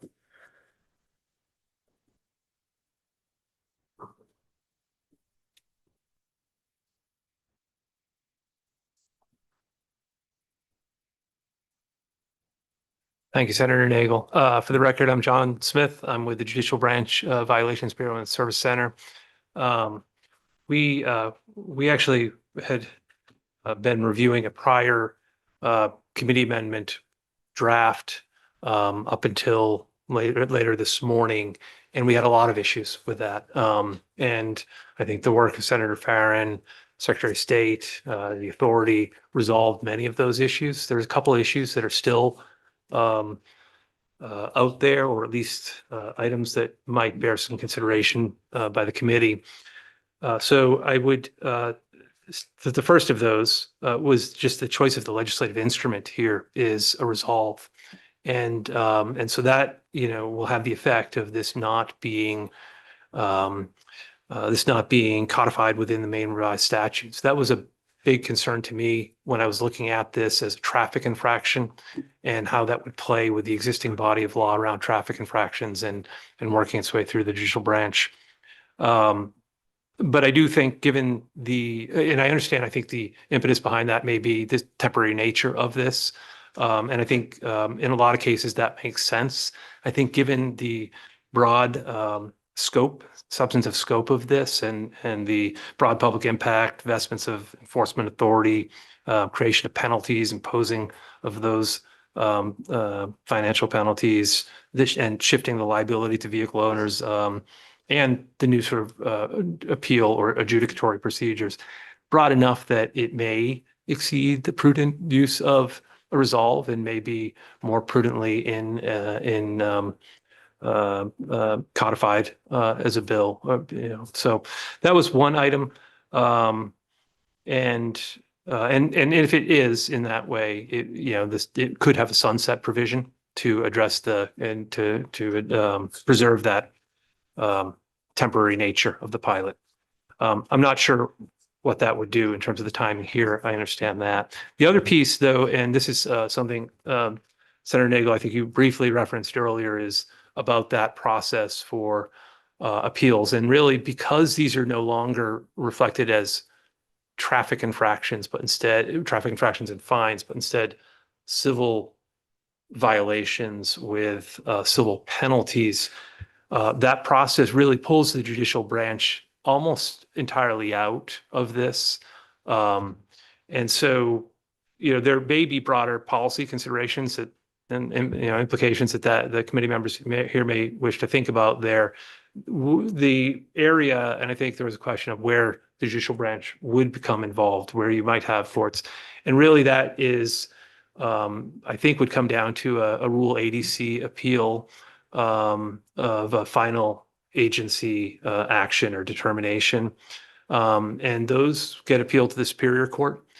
We would expect, given that there's not case law in Maine on this, that, particularly with a shifting of that liability to the registrant rather than we would expect that we'll probably see some number of appeals. We don't know what that number might be like. Could be decent size, maybe it won't be. But we would expect that we would see some appeals. And so, from our perspective, we'll have to think about the impact of that. Those do get appealed directly to the Superior Court.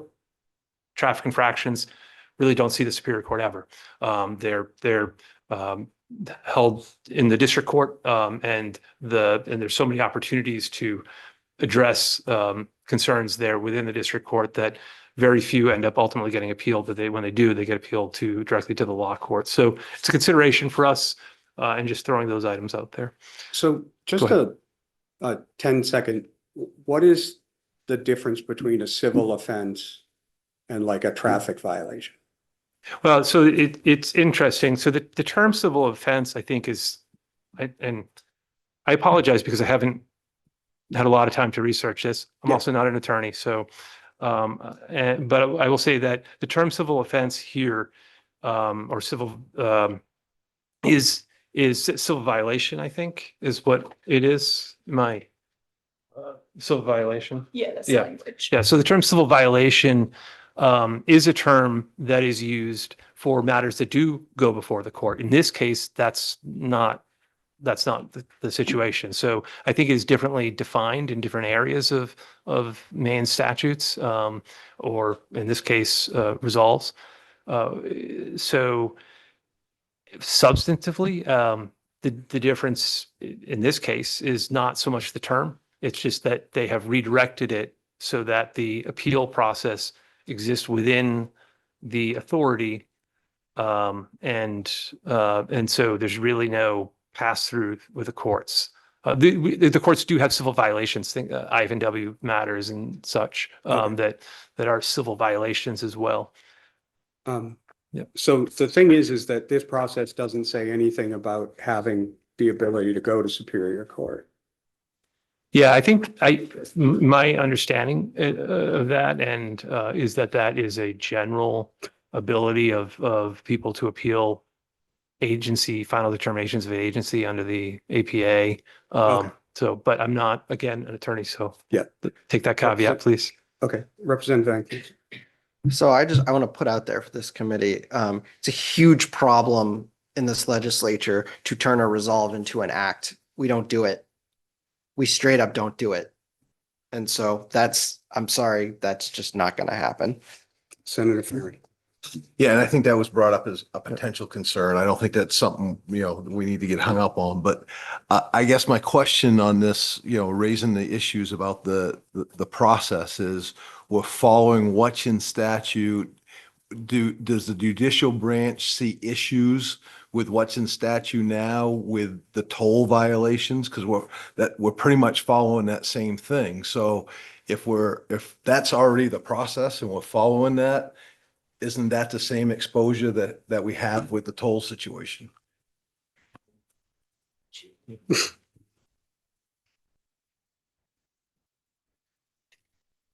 Barbara Cardone, I'm the Director of Legal Affairs and Public Relations for the Maine Judicial Branch. I haven't researched or read over the toll violations process. I don't know of any particular issues. However, I do want to make clear to this committee that we're not here to give an opinion on any of the safety or lack thereof of due process in this bill.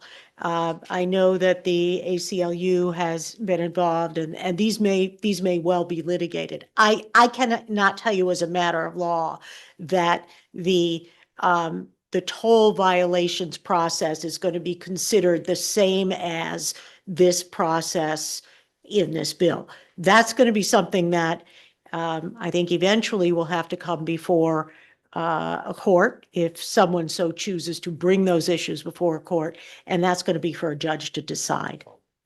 Representative Kraus. It goes. Thank you, Mr. Chair. Nice to see you, Ms. Cardone. I was going to ask how many appeals for toll violations have gone to the Superior Court in the past 5 years? I don't know. I can get you that information, and I suspect it's very few. But I have no idea. Okay, all right, thank you. Would you like me to get the information? I don't think so, thank you. Okay. And again, thanks for that input. But with any law that the legislature passes, right, there can be court challenges in going through that. That applies to any piece of legislation that we pass through here. That's the right of, is that a fair statement? Absolutely. Thank you. So, Melanie, this might be a question for you or Ms. Cardone. If the state is sued over this bill, who defends the state? You Would it be the mean, AG or would it be the Turnpike Authority? well, I think actually the answer to that is probably best given by Mr. Airy. I thought that the Attorney General's office handled litigation. If the Maine Turnpike Authority were sued, I don't believe they have internal lawyers who would appear in court. I could be wrong about that. I know if the Maine Judicial Branch is sued, I turn things over to the Attorney General's office. That's as a matter of statute. They represent the state of Maine. But that might be something that can be better answered by Mr. Harry. Okay. Oh, sorry, Representative. Thank you, Mr. Chair, and I have two questions, if I may. First one is, unlike the tolls, we have construction zones in other places, and we have other means of enforcing speeds in those construction zones. So, what's the potential of someone being stopped in Waterville going through construction zone speeding? and going to court saying, gee, last week I did the same thing on the turnpike and I got $100 civil violation. Now you're gonna put points on my license and give me this large fine. And double the fine. Right. So, that's one concern. That's a concern. I'm not sure if there's a question for me in there, but Well, the question can those two coincide? Or is that, not equal justice? I mean, how do I we think that's a have parallel? policy question for the legislature to decide as to whether it's as a matter of policy, those two laws could sit, or those two processes could sit side by side. That isn't something that the judicial branch would give an opinion on. That's really your decision. Okay. I'll forego the second one for now. Could we ask Mr. Airy up just to answer that question that was posed? Thank you, Ms. Cardone. And thank you for staying half the day. That's okay. I think we're done with you. You guys are all set.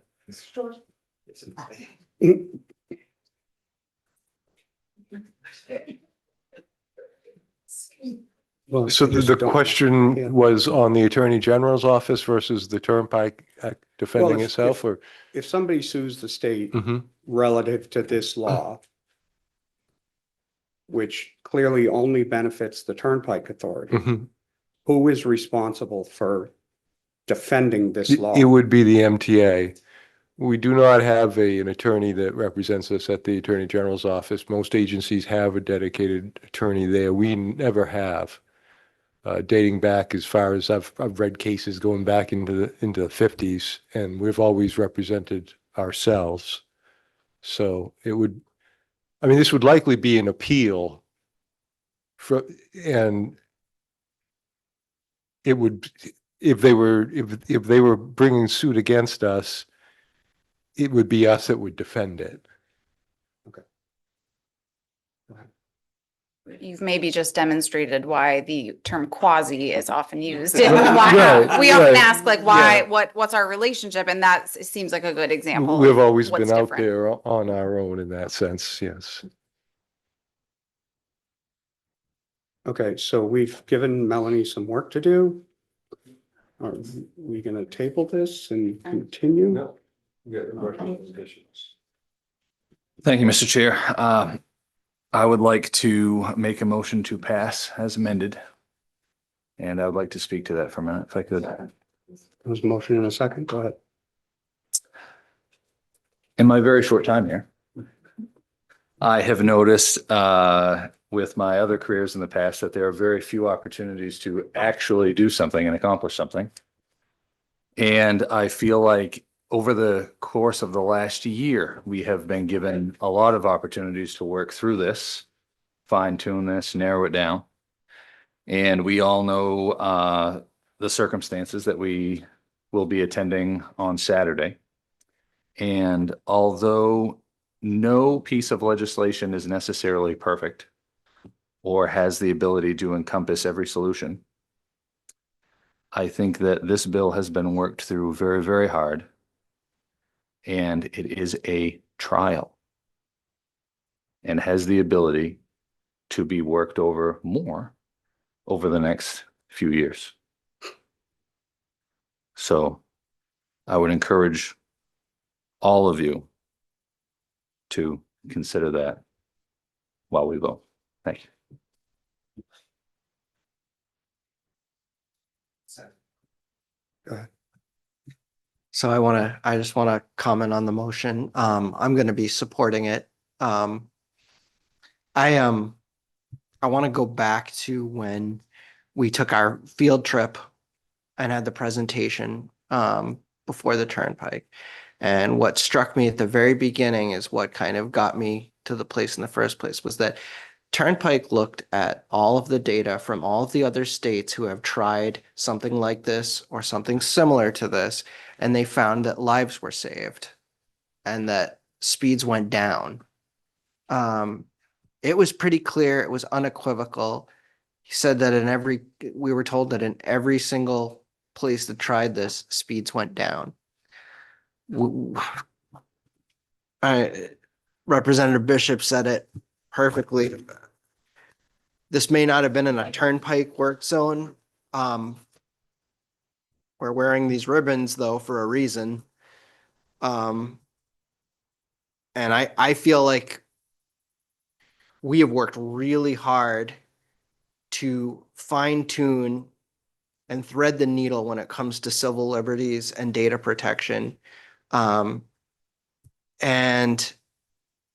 finding that balance that we can take upstairs to our respective caucuses and explain to them that we have protected the people of Maine from all of the compromised things that happen to us with respect to data privacy on a regular basis.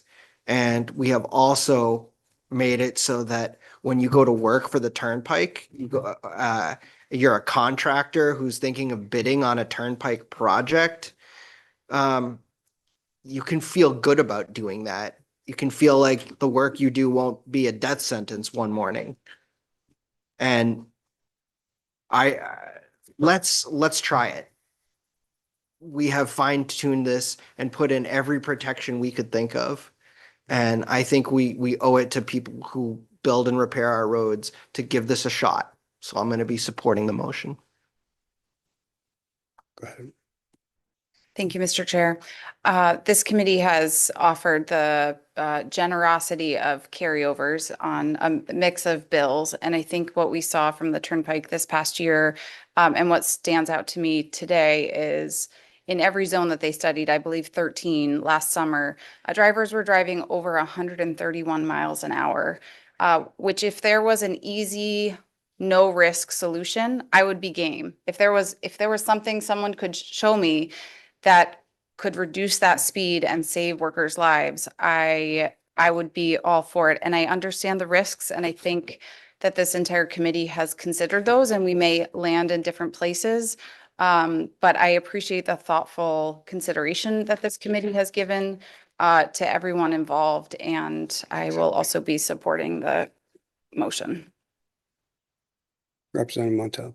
Thank you, Mr. Chair, and I appreciate everything that's already been said. I too will support this motion. I have a lot of neighbors that have lived out of state, and their thought is being in Maine that you can go, and I'm ashamed to say this out loud, that you can go as fast as you want on the Turnpike and you will not be pulled over.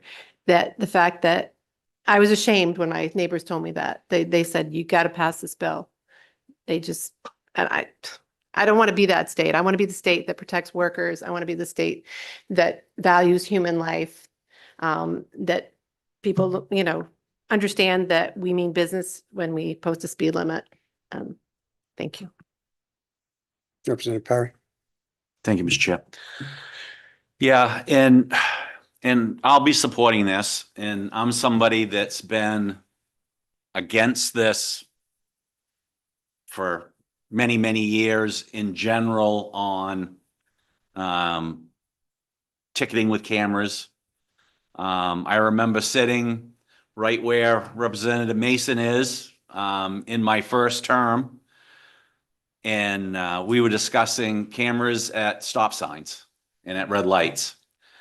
And That's next.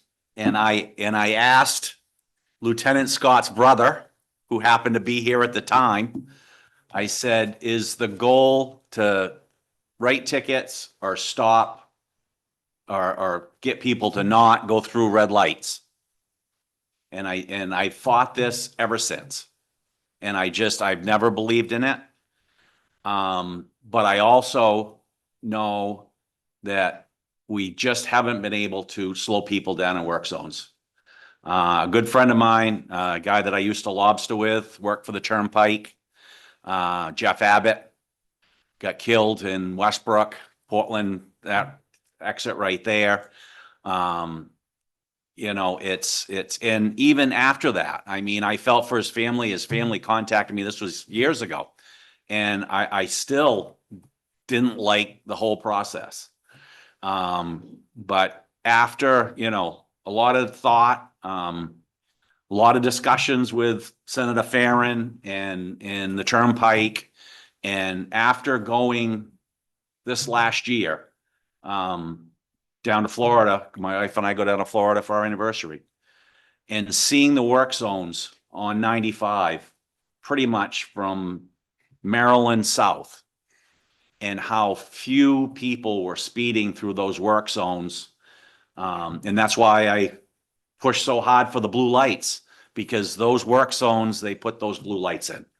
And it literally, you know, you see those flash from a mile away, you're slowing up, you know, and I think that, you know, with this trial, I think this, you know, it'll be a period for us to find out. And I think that's why I mentioned about adding that to the bill, about them coming back after that first full year in early 28 and reporting back to us then and seeing how everything's going. And it's I kind of put this with handheld cell phones that I fought forever. And after 7 years of fighting handheld cell phones, that truck ran into that school bus down in Texas and killed those kids. And the guy was texting. And I just, at that point, I said, I give up. We can't get people to stop, and we still struggle to get people to stop. But hopefully in these work zones, in this trial period, in this pilot program, that we can get people used to slowing down in these work zones, and hopefully they do it throughout the state. So I'll be supporting the bill. Go ahead. Thank you, Mr. Chair. When this bill first appeared in this committee, I was a very hard no. I just don't like the nanny government, you know, pictures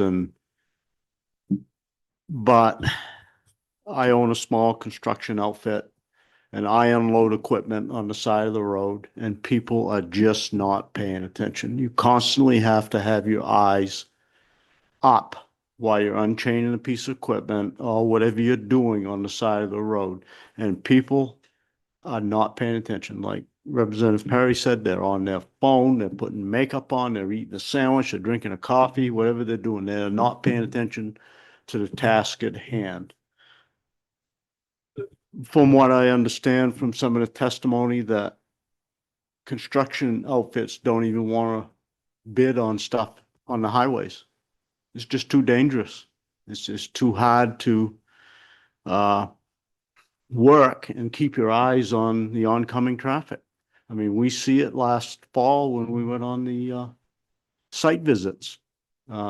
You know, to stand next to a Jersey barrier and cars going by you at 50, 60, 70 miles an hour is pretty scary stuff. I will be supporting the motion. Like it's a trial, and so I will be on board. Thank you.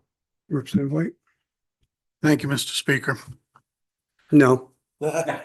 Don't give me a demotion. I could only hope, right? No, yeah. Thank you, Senator Nagel. I will not be supporting this. We all understand that speeds on the roads in Maine are far beyond where they should be, and it's due to lack of enforcement. I'm friends with many of the troopers, many of the local law enforcement. And it's certainly not the boots on the ground that are the problem.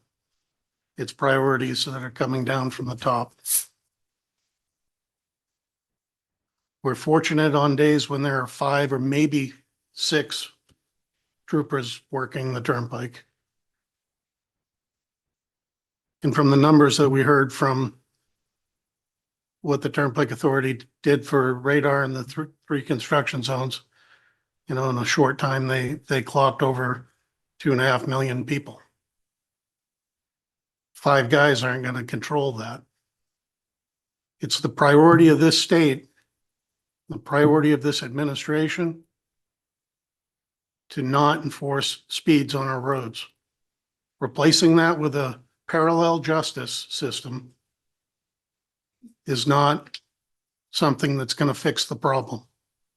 Maybe we'll slow people down in that construction zone, but we're not going to save the guy that's unchaining a excavator on the side of the road. They'll slow down for the construction and they'll run over the guy on the side of the road. If we don't enforce traffic laws like they're meant to be enforced, creating a hodgepodge of different parallel justice isn't going to replace the fact that we aren't doing our job. This committee's job is to provide law enforcement the ability to enforce the laws. Putting 5 guys out on the road isn't enough. We can only do in this committee what's presented to us. Commissioner Sawchuk said yesterday that 7 more people on the turnpike would assist in this. I think probably 20 more people on the turnpike would assist in this more. But, you know, it's not our job to create a parallel system. If we're going to do away with traffic laws, let's have an honest discussion here. I don't want to see people get run over. It's a horrible thing. I've had, my daughter worked for DOT on the side of the road. I certainly don't want to see people's lives in danger. But this isn't right, and we all know it.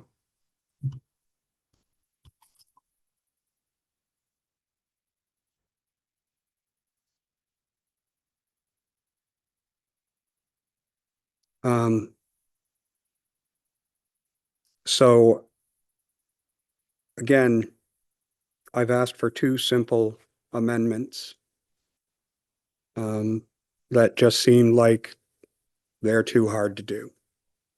And I think that it's you know, it is incumbent upon the contractors that are providing the service to make sure that their work zones are safe. And if that means 2 rows of Jersey barriers, then 2 rows of Jersey barriers it should be. The events in Waterville, not to belabor that, well, number one, wouldn't have stopped this problem because it was not a speed violation. And number 2, because this bill doesn't even protect the DOT workers. So when you're unloading the excavator on the side of the road, unless you're doing it on the turnpike, you got no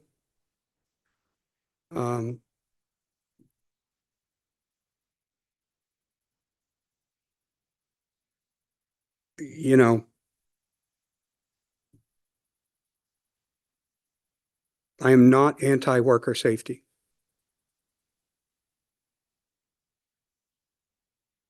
And, you know, I think that, you know, I would contend that stoplight violations cause more accidents and more injury and death than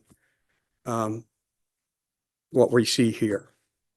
So I would expect that the 133rd will have a bill to implement stoplight cameras solely because we're going to pass this bill today. And they're going to be everywhere, everywhere.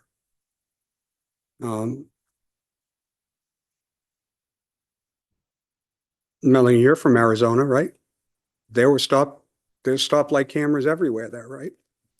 I'm going to vote ought to pass on this, but seriously, begrudgingly. And if well,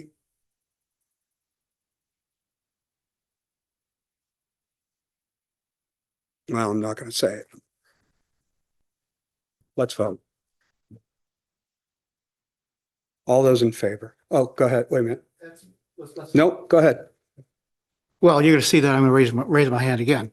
Because I'm going to vote in favor of this as well. And well, I can hear what both of you are saying about the consequences outside of this bill. this was a bill that we had to deal with, and we dealt with it within the committee. And I think the stakeholders and ourselves should be proud of the fact that we actually did work through it very well. I'm going to vote for it. Anybody else? All those in favor? Opposed? What's your report? Oh, no, that's. I just wanted to clarify, the amendment is the most recent proposed amendment with the additional changes discussed today. I just wanted to make sure I have a path forward with drafting. Is there anyone I'm authorized to work with? It may make sense for me to work with the Turnpike, but I need that committee's permission. Yes, any concern with Melanie working with the Turnpike? Seeing none, yeah, you have permission with anyone. I'll work with them, and I did have some additional concerns, but I can bring those back in language review and we can kind of, I think that makes more sense. Perfect. Thank you. A motion to adjourn. So moved. We have a motion and a second. All those in favor? That's unanimous. Have a good night. Did everyone